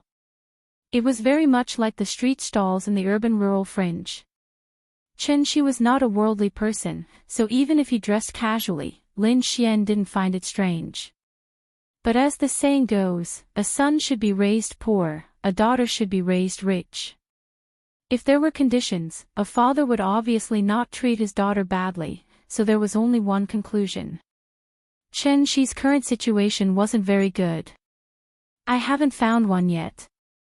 But, look at my current situation, working from 9 to 5 every day is obviously not suitable, then. Why don't I lend you some money for you to start a small business? Open a coffee shop, a convenience store, or something like that." "Not for now, let's talk about it later. If I haven't found a suitable thing to do by then, I'll really have to trouble you." "Hey, don't be so polite about such a small matter." Lin Xian waved her hand very generously, and then changed the topic to the little fellow without leaving a trace. As a smart person, she stopped talking when it came to the point. Although she didn't know what Chen Shi had experienced in the past few years, Lin Xian still believed that an outstanding man could stand up very quickly even if he fell countless times. The two of them waited for a while, and suddenly, a waiter led a group of people to their table. "Xian, long time no see, I missed you so much." The person who spoke was a gorgeously dressed woman wearing branded clothes. After this woman saw Lin Xian, she immediately walked up excitedly and hugged Lin Xian from behind. She was Ying and Lin Xian's roommate in university, Wang Lu. Although Wang Lu was somewhat materialistic, she was still quite a good person, so Lin Xian had never stopped contacting her. The tall beauty with a pair of particularly eye-catching long legs and a short skirt next to her was their last roommate, Fong Lei. Fong Lei's family was outstanding, and she grew up in an environment where the stars revolved around the moon. So when she first entered university, a small matter would cause her to lose her temper. Later, perhaps due to Yingying's subtle influence, she gradually began to lower her status and became somewhat down to earth. "Oh, handsome Qin, long time no see, you're becoming more and more manly." Wang Lu deliberately pretended to be infatuated, trotted to Qin Shi's side, and then said exaggeratedly. Qin Shi smiled bitterly and leaned back, trying very hard to put some distance between them. Sure enough, men are like wine, they only have taste when they get older, tsk. Wang Lu said in an exaggerated tone, as if she didn't care about her image at all. "Enough, Lulu, don't tease him. Don't you see there are children here?" Lin Xian pulled Wang Lu's arm coquettishly, which finally helped Qin Shi out of his predicament. When they were in university, Wang Lu often teased Qin Shi in front of Yingying. A few years later, she didn't expect Qin Shi to still be so serious, so Wang Lu couldn't help but tease him. "Hey, is this Yingying's child? So cute. Come, let me pinch you. Don't make trouble. It's rare to come to a Michelin restaurant, and you're almost making me lose my cool. It's really shameful." Lin Xian gently patted Wang Lu's hand and said with a look of disgust. After that, Lin Xian pulled Fong Lei, who was still standing aside, and said, "Lei Lei, sit down. Don't pay attention to this crazy woman." Fong Lei seemed to have long been accustomed to Wang Lu's character, and was not surprised by her various low-class behavior. What was even more strange was that Fong Lei's relationship with Wang Lu was better than with Lin Xian. The two of them often met for afternoon tea, so Lin Xian still couldn't figure out why a goddess would play with a crazy woman. After Fong Lei sat down, Lin Xian held the little girl and was ready to introduce her two sisters to her. But at this time, Wang Lu suddenly patted Lin Xian's hand and motioned her to look back. Lin Xian looked back and saw a man standing not far behind. The man seemed to be paying attention to the situation here. After seeing Lin Xian turn around, he immediately waved to her. "Why is he here?" After seeing the man's appearance, Lin Xian quickly turned back and stared at Wang Lu, asking sternly, "Lulu, you actually betrayed me?" "Bah bah bah, what do you mean betrayed you? It's so unpleasant to hear." Hearing this, Wang Lu waved her hand and quickly explained, "You know my husband, he's not very capable. See, he's working in his company now. When you called me that day, my husband happened to hear it, so he went to report it. Let me make it clear first, this really has nothing to do with me." "You still dare to say it has nothing to do with you? I don't believe your husband can hear the time and address I gave you." Lin Xian glared at Wang Lu a little angrily, obviously very dissatisfied with her poor excuse. Xian, you're not young anymore. You're almost 30, but you still haven't had a boyfriend, no one would believe you. Li Xiaowen has been chasing you for 5 or 6 years, right? He's so good, has his own company, has family connections and money, and is deeply in love with you. Seriously, think about it carefully. If you like him so much, why don't you go back and divorce your husband now, and I'll matchmake the two of you." Lin Xian's words left Wang Lu speechless. Thus, Wang Lu could only wave in Li Xiaowen's direction, indicating that they should find a seat. She kept trying to please Lin Xian, trying to calm Lin Xian down. Qin Shi silently looked at the few old classmates who were sitting there. In a trance, he seemed to have returned to the lush green campus. That year, the spring breeze was bright and beautiful. That year, the years were peaceful. That year, with a beauty by his side.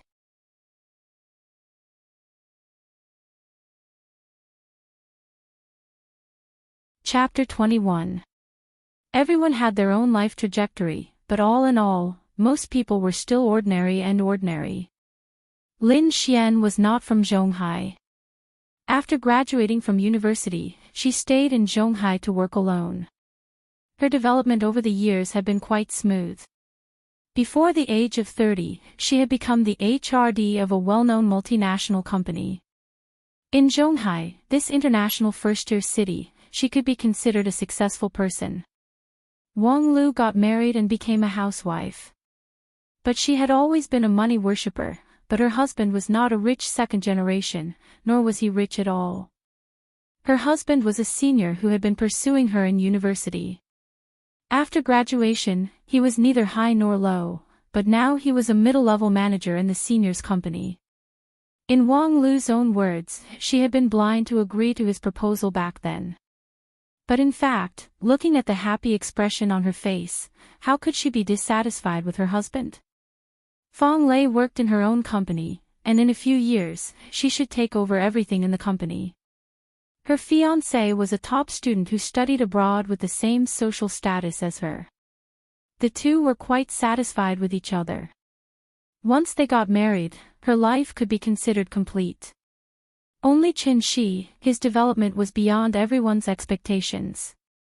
Chen Shi was originally a top student in computer science, and at that time, the domestic internet environment was not as fertile as it was now.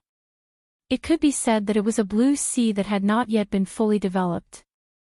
If he followed the original route, after Chen Shi graduated, he would naturally be an honest programmer in an internet company. After 3 to 5 years, he would have accumulated enough connections and experience. Perhaps he would be able to catch up with the internet craze and become a pig standing in the wind.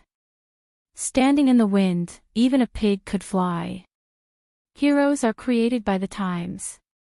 If he didn't get the wrong script, Chen Shi might have been a star in the IT industry with a net worth of more than 100 million. Unfortunately, there was no if, and he didn't get the wrong script. 5 years later, Chen Shi didn't become a star in the IT industry, but instead became a cultivator with a high level of cultivation. Of course, if cultivators were a profession, he would at least be at the level of a CEO. Perhaps it was to protect Chen Shi's self-esteem, Lin Xian did not tell Wang Lu and Fang Lei the truth. Therefore, both of them thought that Ying had suddenly left without saying goodbye, abandoning Chen Shi and his daughter regardless of everything else. Sigh, I've already said it. Ying is a fairy. Chen Shi, although you're not bad, how can a mortal be worthy of a fairy? So I guess that Ying must have gone back to heaven. Wang Lu waved her knife and fork and said with an exaggerated expression. What are you talking about? Lin Xian glared at her in dissatisfaction. At this time, Fang Lei also shook her head and said, Ying isn't that kind of person. I guess she must have something to do at home, so she left temporarily. But it does seem like she has been gone for a little too long. Nonsense, the child is already so big. Wang Lu rolled her eyes at Fang Lei, then cut a small piece of mutton and fed it to the little girl. Recently, she was also considering whether to have a baby. After seeing how cute the little girl was, she directly grabbed the little girl into her arms and said that she would have a daughter in the future. Chen Shi ate silently. Although the food was delicious, he felt that it tasted like chewing wax. Thinking about it, with Ying's indifferent personality, it was already good enough that she would call them when she had nothing to do. Why would she tell them about her plans? No one had seen Ying, and no one knew where she went. Thinking of this, Chen Shi felt a little annoyed. Tianxian domain was so far away, but he could still rush back. He didn't believe that he couldn't find someone on such a small planet. The few of them chatted for a while. Seeing that Ying's matter could not be discussed further, Wang Lu changed the topic and said carefully, Xian, no matter what, Li Xiuan is an old friend of ours. Why don't we ask him to join us at the table? Hearing this, Lin Xian immediately put down the cutlery. Just when she was about to flare up, Wang Lu quickly said, "You said he was very annoying, but look at him running all the way here. He didn't even dare to come over and say hello when you didn't nod. He has already given you enough face. He is a big boss of a listed company. It's not good for him to be ignored by you like this. We should still be polite. Isn't it just a meal together? It's not a big deal." Under Wang Lu's constant persuasion, Lin Xian was finally convinced by her, so she nodded reluctantly. Seeing this, Wang Lu immediately stood up and waved to the opposite side, indicating for him to sit down. Lin Xian originally booked a round table by the river, so when the man sat down, it didn't seem too crowded with 5 adults and 1 child. Come, Chen Shi, let me introduce you. Li Xiuwen, the young master of Wenmao Group. He opened his own shipping company. He can be ranked in the top 3 among our alumni. Director Li, this is Chen Shi, our old classmate, and also your junior in the same major. Li Xiuwen was 3 years older than them. He was now 30 years old, in the golden age of men. He was wearing a tailored suit and looked particularly energetic. He exuded the confidence and charm of a successful person from head to toe. "Hello, Mr. Chen." After listening to Wang Lu's introduction, Li Xiuwen politely took the initiative to extend his hand. Perhaps it was because of Lin Xian, Li Xiuwen lowered himself very much.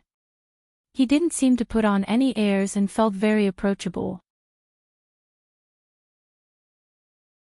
However, when Li Xiuwen shook hands with Chen Shi, he secretly looked at Chen Shi. Seeing that Chen Shi didn't seem to be a big threat to him, Li Xiuwen finally relaxed and the smile on his face became wider. His little action naturally didn't escape Chen Shi's eyes. Li Xiuwen met Lin Xian at an alumni meeting. At that time, Lin Xian had just graduated. This natural and beautiful girl deeply attracted him, so Li Xiuwen immediately launched a strong attack on Lin Xian. Unfortunately, Lin Xian wasn't interested in him at all. She rejected all invitations and didn't accept any gifts.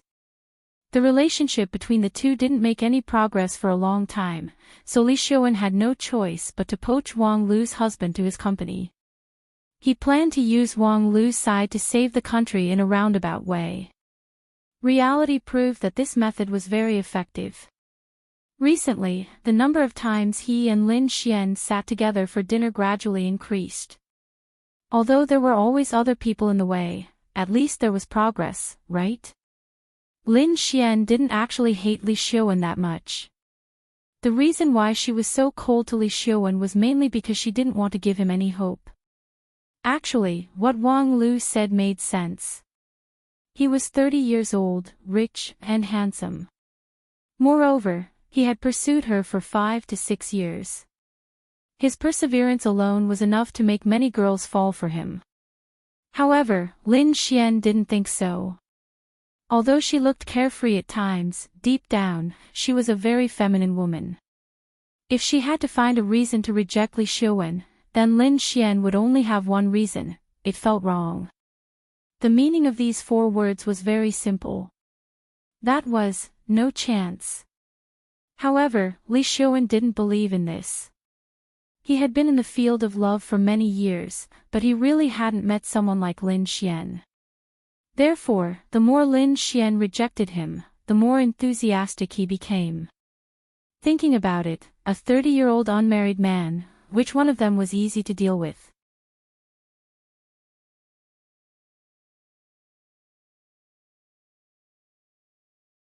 Chapter 22. Li Xiuwen sat down, and the atmosphere cooled down a lot with his arrival. Lin Xian took the little guy from Wang Lu's arms and started talking to him.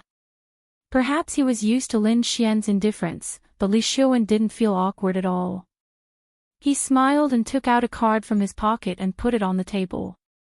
Then, he gently pushed it in front of Lin Xian and said, Xian, this is the VIP card of Tanggu. With this card, you can go to Tanggu to eat at any time. You don't have to make an appointment. There was no need to line up and make an appointment, and it would be free of charge. Of course, Li Shuan didn't say the last sentence. Tangu Tian Court was the only 3-star Michelin restaurant in the mainland.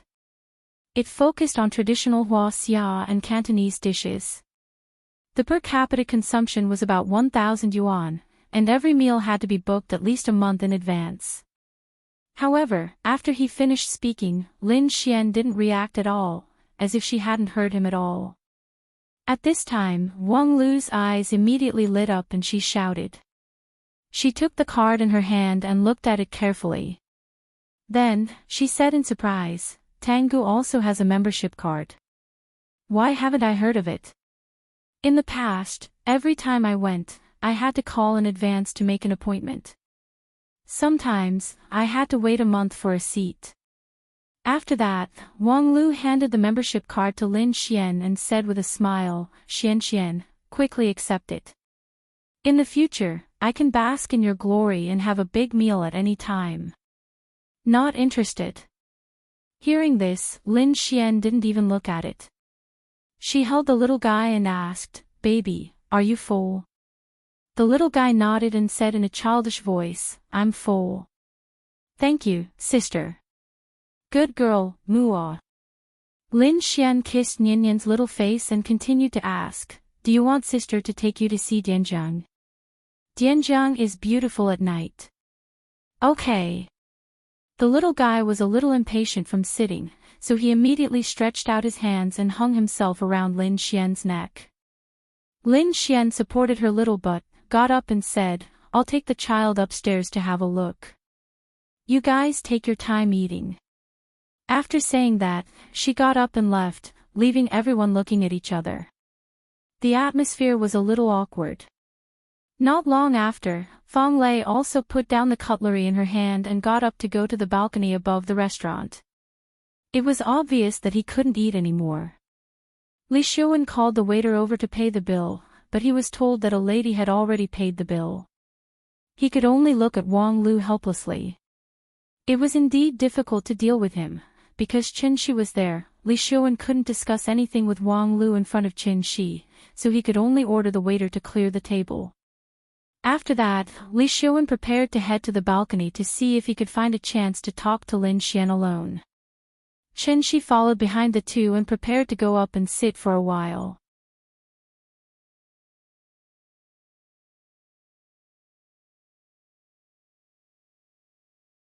Not counting labor and transportation costs, the cost of rose petals alone was more than 500,000 yuan. This shocking courtship from a college student also caused a sensation in the country. It was a pity that this earth-shattering romantic courtship ended with the indifferent rejection of the heroine. According to insiders, the heroine was actually present that day, but she didn't pay attention to Zhao Yuan's affectionate confession at all. Instead, she kissed another boy affectionately in front of everyone. To be honest, even if Qin Shi recalled the scene at the time, it seemed that he could deeply understand Zhao Yuan's embarrassment at the time. Hitting people didn't hit their faces, but the heroine's behavior was like hitting someone in the face after slapping them. Later, Qin Shi and Yingying talked about this matter. Yingying's words at the time immediately made Qin Shi deeply understand the heroine's behavior was correct.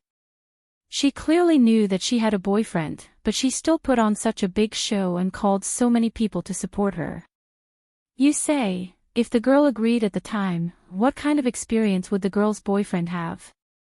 Why don't I give you a chance to experience this feeling? That's right, the heroine was Yingying. Zhao Yuan took a deep look at Qin Shi.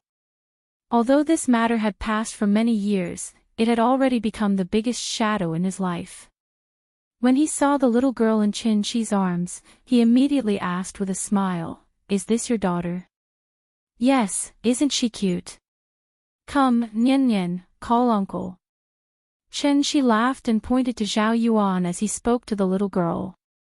The little girl was very obedient and immediately called out in a sweet voice, Uncle. Hearing this, Zhao Yuan's expression froze, and the muscles on his face appeared very stiff. Lin Xian glared fiercely at Wang Lu. Only then did Wang Lu stand behind everyone and silently make an apology with her hands. Back then, Her relationship with the other 3 people in the dormitory was not as good as it was now. When it happened, she was not present, so her impression of this matter was not very deep. If she had remembered it earlier, she would not have brought Zhao Yuan here even if she was beaten to death.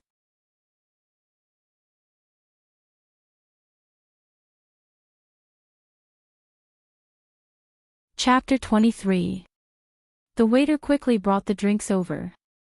Under Li Xiuwen's strong request, everyone shared a drink with their own thoughts. After putting down the wine glass, Zhao Yuan immediately asked in a slightly joking tone, "Qin Shi, you're so powerful. You should be doing well now, right? You see, in any case, we are classmates. Can you give this old classmate of mine a few pointers?" Hearing this, before Qin Shi could reply, Lin Xian's expression had already changed. He didn't even bother to be polite. It seemed that Zhao Yuan was here to pick a fight.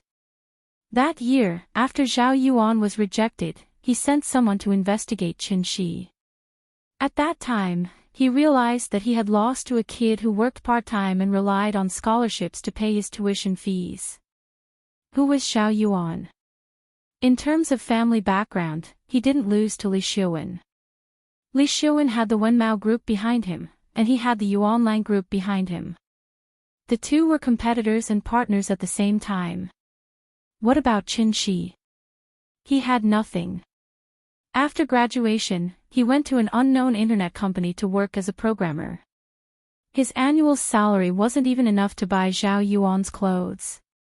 But it was this stinky brat who came out of nowhere that could actually win the goddess in his heart. Thinking of this, Zhao Yuan couldn't suppress his anger. Lin Xian looked at Qin Shi worriedly. But at this time, Qin Shi smiled and said calmly, "I haven't worked for a long time. My only job now is to stay at home and take care of the children." Pfft, Zhao Yuan was about to drink when he heard Qin Shi's words. He spat out a mouthful of wine and said in an exaggerated tone, "Take care of the children." Sorry, I was scared just now."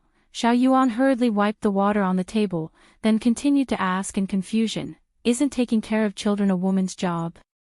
Where's your wife?" When he said this, even Li Xiuwen, who still didn't understand the situation, couldn't help but change his expression. "Enough."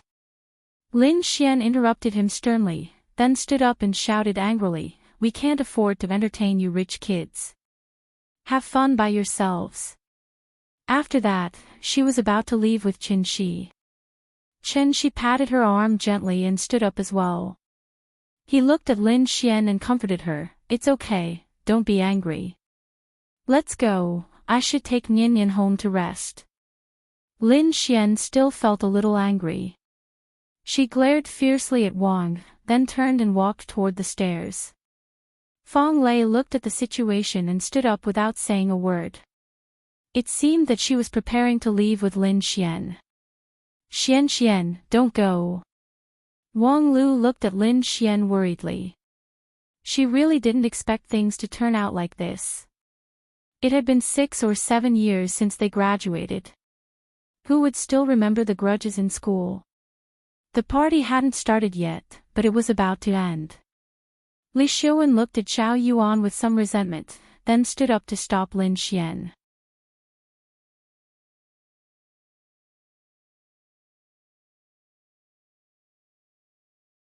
The moment Li Xiuwen shouted to call the police, Lin Xian finally came back to her senses. She grabbed Qin Shi's arm and dragged Qin Shi out. "Don't be afraid, it's okay." However, at this time, Qin Shi gently shook his head. There was no panic in his eyes, only indifference. Dragons have reverse scales, wolves have dark thorns. Kill if you look at it, kill if you touch it. Qin Ruoying. These 3 words were his reverse scale. Zhao Yuan could freely insult him and belittle him, because Qin Shi did not care at all. After all, who would be bored enough to bicker with an ant? However, Zhao Yuan's mistake was that he should not have mentioned the 3 words Qin Ruoying. Qin Ruoying, Qin Ruoying. Only when you are drunk can you know how strong the wine is. Only when you love can you know how heavy it is. It was not easy to come back. Originally, he wanted to peacefully live the life of an ordinary person and wait for the day to reunite with his daughter. However, he did not expect that someone would jump out to disturb them. Thinking of this, Chen-shi could not help but look at his daughter in his arms, only to find that her little head was buried in his shoulder and she had already fallen asleep.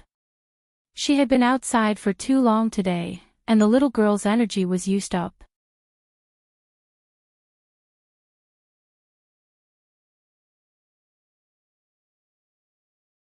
Chapter 24. After going downstairs, Chen-shi was ready to take a taxi home, but Lin Xian insisted on giving them a ride. Chen-shi couldn't persuade her, so he had to get in the car with the little fellow. Along the way, Lin Xian wanted to say something several times but stopped. Seeing her anxious look, Chen-shi asked with a smile, "What's wrong?"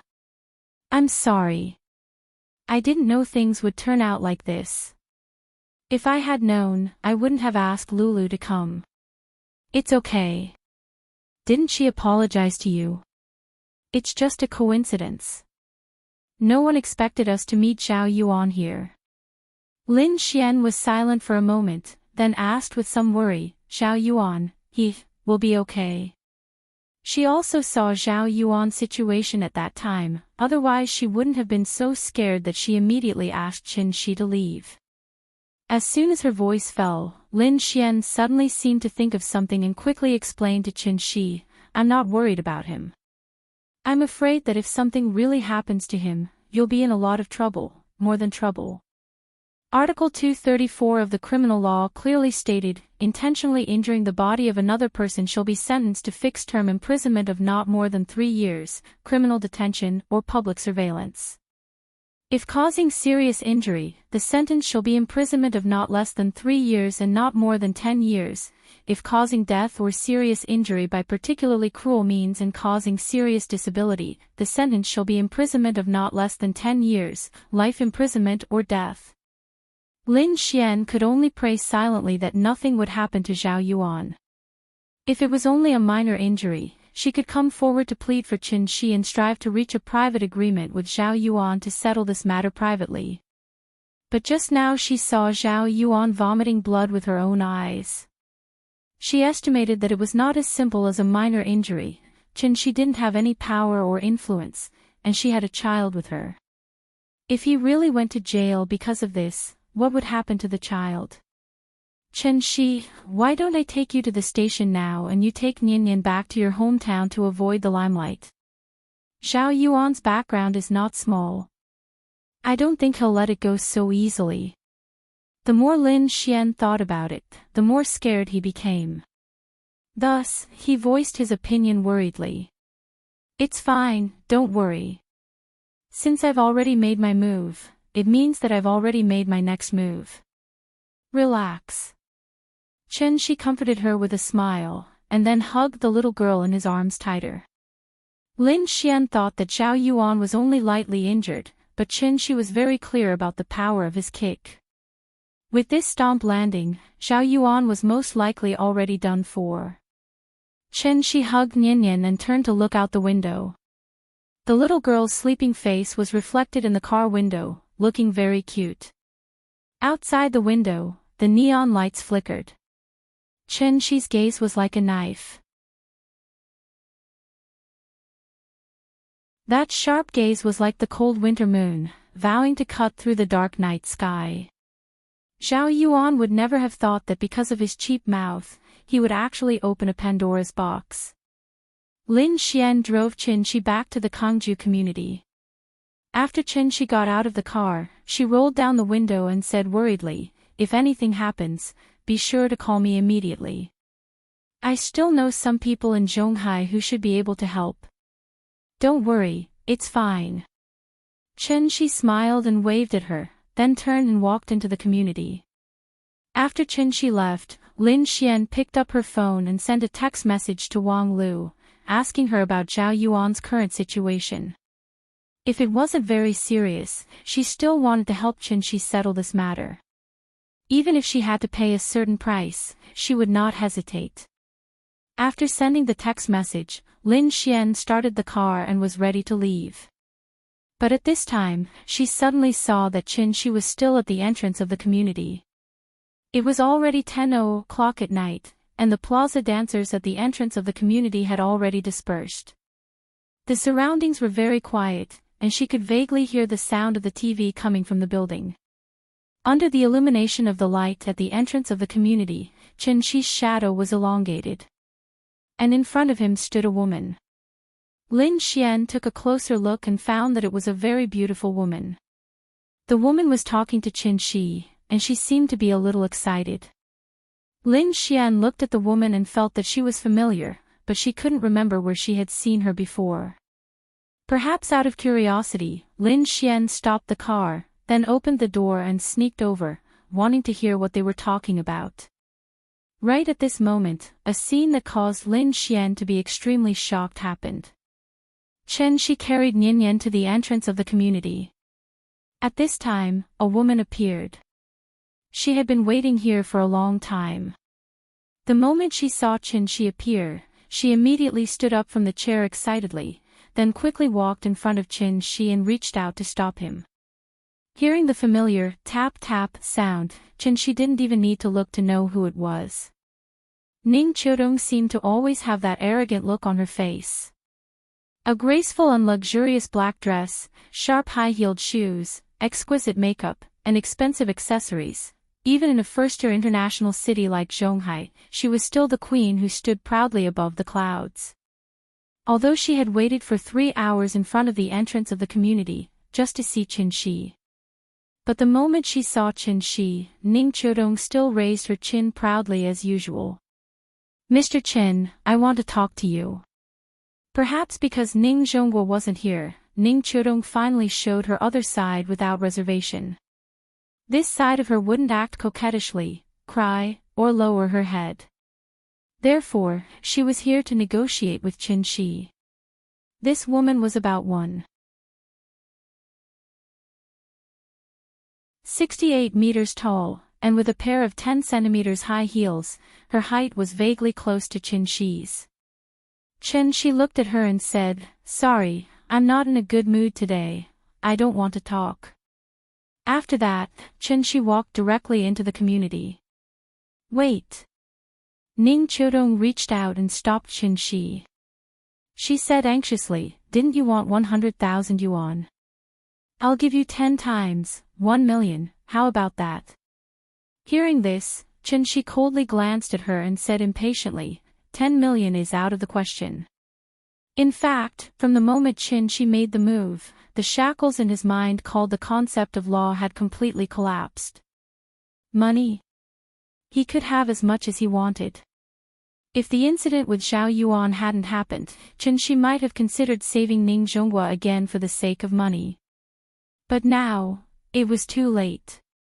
After that, Qin Shi directly knocked away Ning Qiudong's hand and continued to walk forward. Ning Qiudong was stunned for a moment.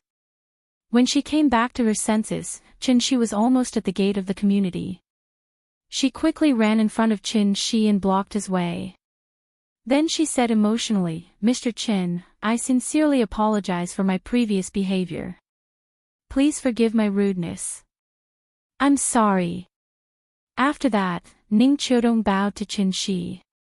Qin Shi stopped. He glanced at Ning Qiudong and said calmly, "You can go. From the moment I stepped out of your house, I already decided not to do anything again. I've already given you the medicine. Take it and it will temporarily suppress your father's illness. You will have enough time to find another way." After saying this, Qin Shi paused and then emphasized seriously, "I've always been a man of my word, so don't bother me anymore. Do you understand?" After that, Qin Shi walked forward again. Ning Qiudong stood there in a daze. Then, something that shocked Lin Xian happened. Ning Qiudong suddenly ran in front of Qin Shi. Then, under Qin Shi's cold gaze, she bent her legs and knelt heavily on the ground. When her knees touched the ground, there was even a soft bang sound. This woman was as arrogant as a swan. Maybe she wanted to make up for her mistakes, or maybe she didn't want to see her father in pain again. Therefore, at this moment, she chose to apologize in the most sincere way to ask for Qin-shi's forgiveness. She was the one who chased Qin-shi out of the house. Now, it was naturally her turn to invite Qin-shi back. Mr. Chen, is the person in your arms your daughter? Since you're also a father, I think you should be able to understand the deep feelings between a father and a daughter. So, I hope you can understand my feelings as a daughter. I beg you, please save my father. After that, she lowered her head until her forehead gently touched the ground. A lot of people criticized this part, so I'll say it here. When I wrote this part, I wasn't very experienced, so I didn't write it in enough detail. Some readers might think that the twist was too big and sprained their backs.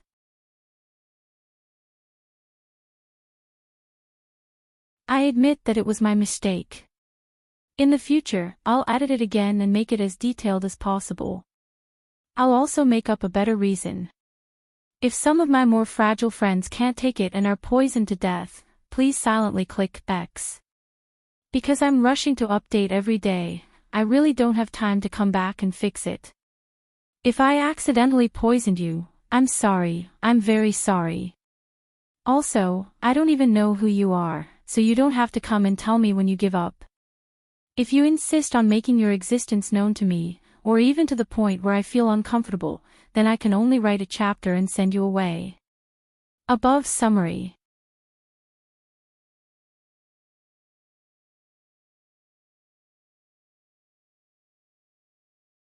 Chapter 25. Outside Kongju Community. Ning Qiudong suddenly knelt in front of Qin-shi. Her sudden action not only shocked Lin Xian, who was peeking at them, but it also made Qin-shi feel a little strange. Like many second-generation heirs, this woman came from an outstanding family. She was born under the shadow of her parents. Coupled with her outstanding ability, no matter how much effort she put in, her peers could not catch up with her growth. They could only follow her from afar and watch her fly higher and higher like a divine bird. This gave her an innate sense of superiority. Superiority was actually a manifestation of excessive self-awareness. Therefore, when Ning Qiudong believed that Qin-shi was a liar in the hospital, no matter what Qin-shi did next, she would think that Qin-shi was setting up a trap to continue deceiving her. It was normal to have this kind of thinking. After all, there were so many medical scammers. Their serial tricks often deceived people until they could not come back to their senses. Ning Qiudong's mistake was that she only believed in her own judgment. When she made up her mind, she did not even want to verify it. She firmly believed that Qin-shi was a liar. Ning Zhonghua did not believe Qin-shi either, but he would at least verify it to see if the medicine Qin-shi bought for him was effective. Qin-shi looked at Ning Qiudong with some surprise. He did not expect that this arrogant woman would use this kind of method to beg for his forgiveness. However, Qin-shi did not intend to forgive her. If apologies were useful, why would he need the police?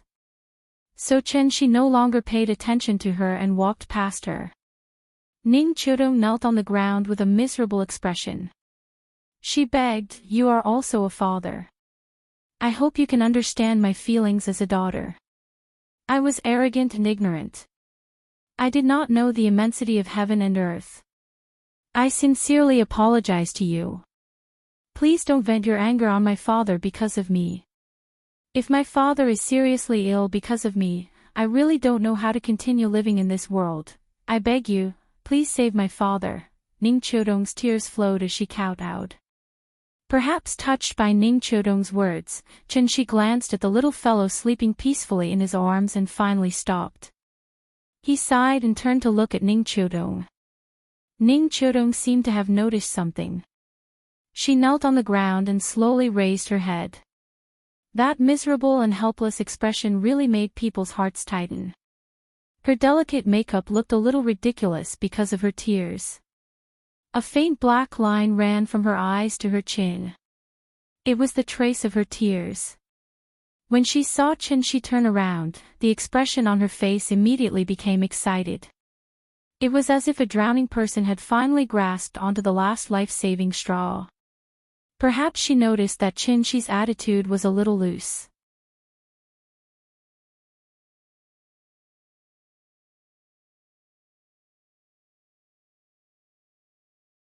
Then she said loudly, "Grandma said that girls can't cry. If they cry too much, they will not look good when they grow up." That's true.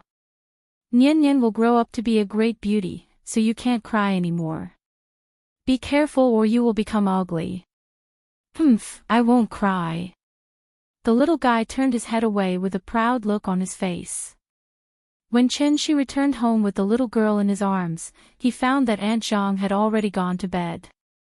Maybe because he had turned off his phone just now, Aunt Zhang could not get through to him, so she went to bed first. Chen-shi quietly carried Nian Nian to the bathroom, and then washed the little girl's face with a hot towel. Grandma has fallen asleep. Nian Nian will sleep with Papa tonight, okay? Then I want to listen to Papa's story. How about Papa tell you the story of the ugly duckling? Okay. After washing up, Chen-shi carried the little girl back to the room, and then told her the story of the ugly duckling. The story was not long, but the little girl had already fallen asleep before Chen-shi finished. The moonlight was like water, and the night wind was melodious. Looking at his daughter lying obediently in the place where Ying used to sleep, Chen-shi felt a little emotional. Perhaps a few years ago, Ying was also in this room, quietly looking at her sleeping daughter like he was doing right now. This was his home. He had been away for too long, and even lost the most important thing in his life because of it. So, no matter what would happen tomorrow, he would not leave again. Thank you to the boss of the Amnesiac Man. For the reward. My book was first published on Qidian, so there is basically no data on QQ reading. I didn't expect someone to support me.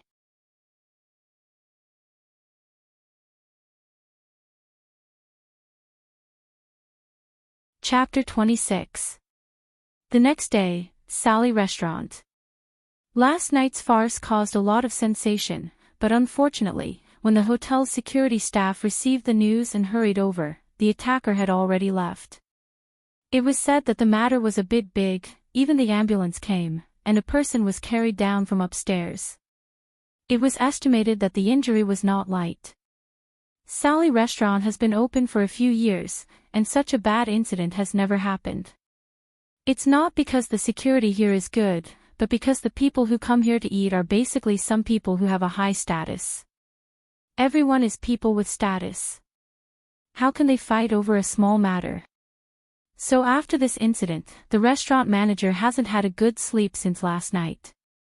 Early in the morning, he received a call again, asking him to hurry to the restaurant to cooperate with the investigation. When he arrived at the restaurant, it was only 9 o'clock in the morning, and the waiters hadn't come to work yet. Only a few kitchen apprentices were busy moving today's fresh vegetables into the kitchen. In the empty restaurant, there were only two men in black suits standing there quietly.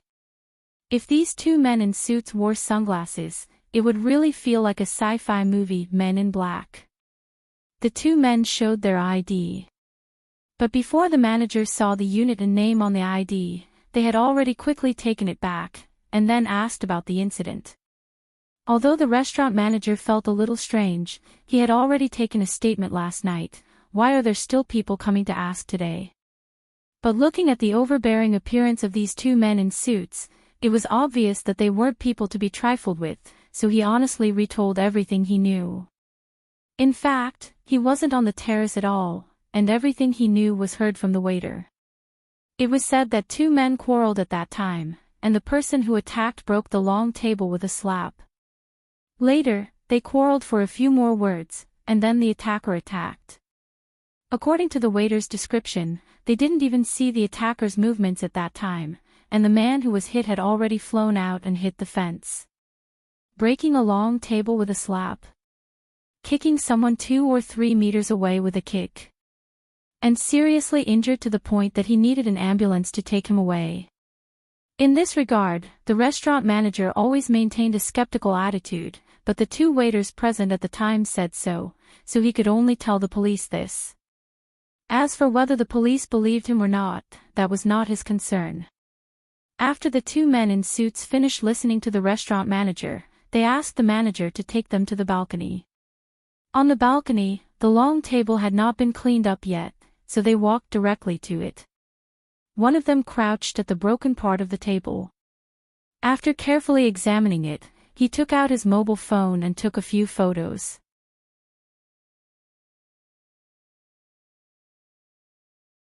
The other person roughly determined the exact location of the incident with the restaurant manager's description. The two of them carefully looked at the scene and recorded a video before preparing to leave.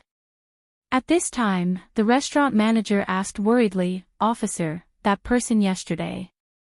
Is he okay?" Sally Restaurant was also one of the few Michelin one-star restaurants in Zhonghai City. They couldn't ruin their reputation because of this sudden bad incident. "Not dead yet," one of the men in black suit said coldly. The two men then left, leaving the restaurant manager standing alone on the balcony in a daze.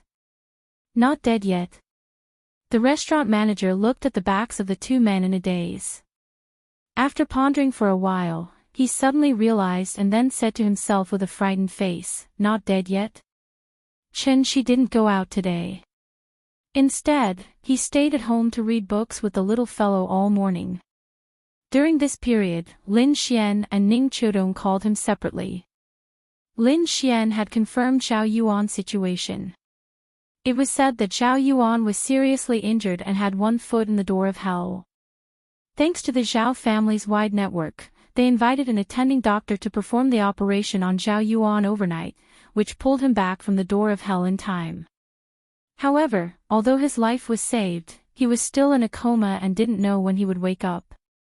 Lin Xian was very worried that Qin Shi would be arrested by the police, so she kept persuading Qin Shi to leave Zhonghai and go to other places to avoid the limelight. After all, Zhao Yuan wasn't dead yet. There was an essential difference between intentional injury and intentional homicide. As long as Qin Shi wasn't caught by the police, when Zhao Yuan recovered, maybe she could think of a way to settle it privately with Zhao Yuan. It could be seen that Lin Xian was really worried about this matter. Therefore, in order to reassure her, Qin Shi pretended to agree to her proposal and said that he would leave with Nian later. Lin Xian was relieved, and then told Qin Shi a few words. No matter what difficulties Qin Shi encountered, he should call her immediately. After putting down the phone, Qin Shi's mood was really a bit complicated. He didn't regret that he was too heavy-handed, but regretted that his behavior last night was really too impulsive. Perhaps it was because he had been in the Tianqian world for too long, killing decisively had gradually become an instinct. So when Zhao Yuan provoked him again, and even mentioned the three words Qin Ruoying, he lost control on the spot and even had the intention to kill. Now that he thought about it, if he could have calmed down a little, left the terrace first, and waited until he had enough alibi, then took down Zhao Yuan without anyone knowing, naturally there wouldn't be any future troubles.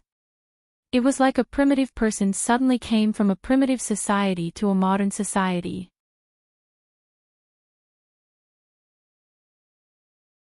There were restrictions everywhere, and this feeling really made Qin Shi a little uncomfortable. But then again, Zhao Yuan didn't die, which was a bit beyond Qin Shi's expectations. The power of his kick was no less than that of a car crashing into the ground. Should he finish him off? Qin Shi taught the little guy to read while seriously thinking about this problem. Not long after he hung up the phone with Lin Xian, Ning Chodong also called. Although Ning Zhongguo's condition had improved after taking the pill, Ning Chodong's heart was still hanging in the air as long as he didn't recover. So she begged Qin Shi to start treatment as soon as possible. Qin Shi thought about it. The police could come to the door at any time.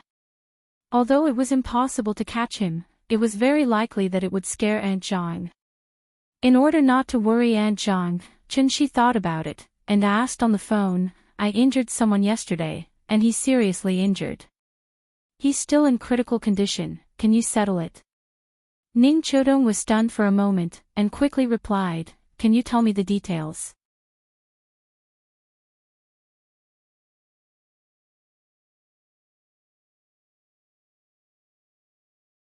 Chapter 27. After Ning Chodong listened to Qin Shi's story, she was a little surprised. To be honest, she had a good impression of Qin Shi. Putting aside the previous misunderstandings, just from these few interactions, Ning Chodong thought that Qin Shi should be a mature and steady person. But what she didn't expect was that Qin Shi was a mature and steady man with a young child. He was actually able to seriously injure someone in a fit of anger and even put his life in danger. From this, one could imagine how angry he was at the time. Ning Chodong originally wanted to propose that she pay compensation to the victim and strive to reach a settlement agreement with the victim. After all, this was the best and most direct solution. But when she learned the identity of the victim, she immediately rejected her own suggestion. Zhonghai was very big, but the circle was very small. Ning Chodong knew Zhao Yuan and also knew Yuanlang Group very well because she had a certain amount of contact with Yuanlang Group. Zhao Yuan's reputation had always been bad. If Ning Chodong was the best representative of the rich second generation, then Zhao Yuan was obviously the worst representative of the rich second generation. Because the victim's identity was a bit special, Ning Chodong didn't dare to guarantee that she could help Qin Shi solve this matter. So after hanging up the phone, she went straight upstairs to find Ning Zhonghua. Ning Zhonghua had been discharged from the hospital. Because the damaged part of his lung had been removed and he had taken Qin Shi's pill in time, his complexion had significantly improved over the past 2 days. Even Professor Xie couldn't help but be amazed after a detailed examination of him. Ning Zhonghua seemed to dislike the atmosphere in the hospital. After Professor Xie's several suggestions to no avail, he could only go through the discharge procedures under Ning Zhonghua's strong request. His current condition was under effective control. As long as he took the medicine on time and didn't cause inflammation or ulceration of the wound, there wouldn't be any major problems. After all, the human body wasn't made of machinery. If it wasn't necessary, of course, it was best to try not to operate. When Ning Chodong came to Ning Zhonghua's room, he was lying on the bed quietly reading a book. When Ning Zhonghua saw Ning Chodong's frowning face, he immediately laughed and asked, "What's wrong?" "Qin Shi called you." "He also called you?" Ning Chodong asked with some doubt. "I guessed." Ning Zhonghua shook his head and said with a mysterious face, "Dad." Seeing his calm appearance, Ning Chodong couldn't help but stomp her feet and complained, "If Qin Shi is to be caught by the police, no one will be able to cure your illness. Looking at your frowning face, it's because of what happened last night." "You know what happened?" "Of course, Dad isn't dim-sighted."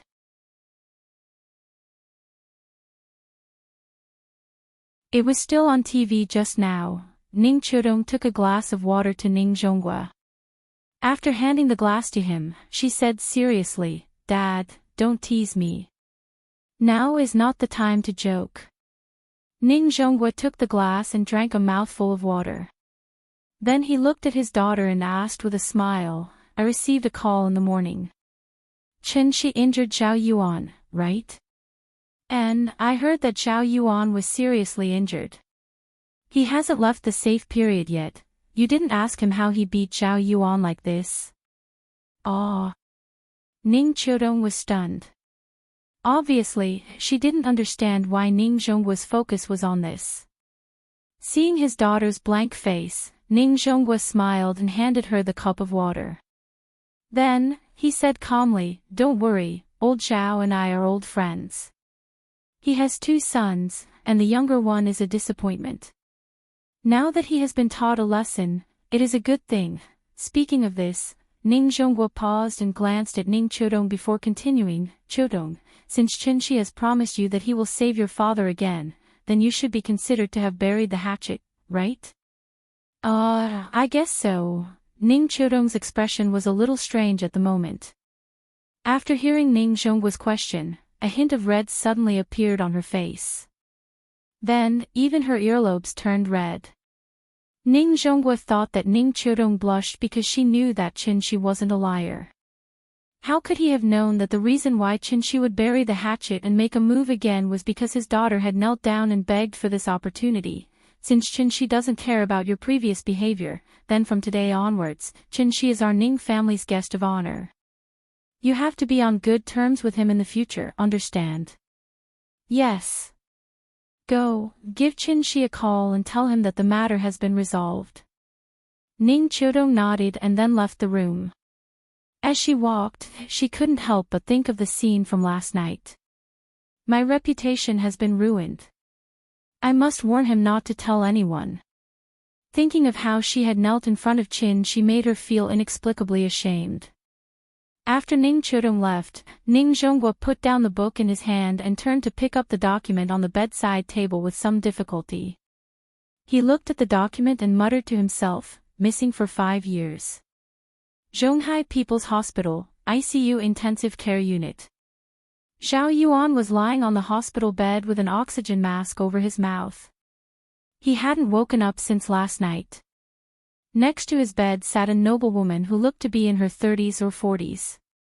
The noblewoman looked at her unconscious son in front of her, and her heart ached. At this moment, the door of the ward opened. A man in a suit who looked to be in his 30s walked in and then reported to her in a low voice. After listening to the man's report, the noblewoman stood up abruptly. Then, with a look of disbelief, she said sternly, "What? Reconciliation?" Yes, the boss said that President Ning of Zhonghai Yuanyang came forward to be the mediator and brought a contract of 100 million yuan as an apology, so he couldn't refuse. Couldn't refuse? The woman was furious. She waved her arm and pointed at Zhao Yuan, who was lying unconscious on the bed, and roared, "His son had 8 of his ribs broken, and now he's still lying in bed, unable to wake up. A contract of 100 million yuan can buy his son's life." The man didn't dare to say anything else, so he stood aside with his head lowered. That old bastard really didn't treat Yuan Air as his own. The woman's full chest heaved up and down. It seemed that she was really angry. After venting for a while, the woman controlled her emotions and said coldly, "Go back and tell Zhao Ilang that as a father, he doesn't care about his son's life or death, but as a mother, I can't ignore it. Just because he didn't pursue the matter doesn't mean that I won't pursue it." Just as she finished speaking, another person walked in from outside the door. That person looked a little similar to Zhao Yuan, but he was a little older. "Second mother, why are you throwing a tantrum?" When the woman saw who it was, she immediately put on a stern face and shouted with some displeasure, "What are you doing here? I heard that my younger brother was hospitalized. As his older brother, of course I have to come and visit." The person who came was Zhao Yuan's half-brother, Zhao Qin. After hearing his words, the woman didn't reply. She just looked at him coldly.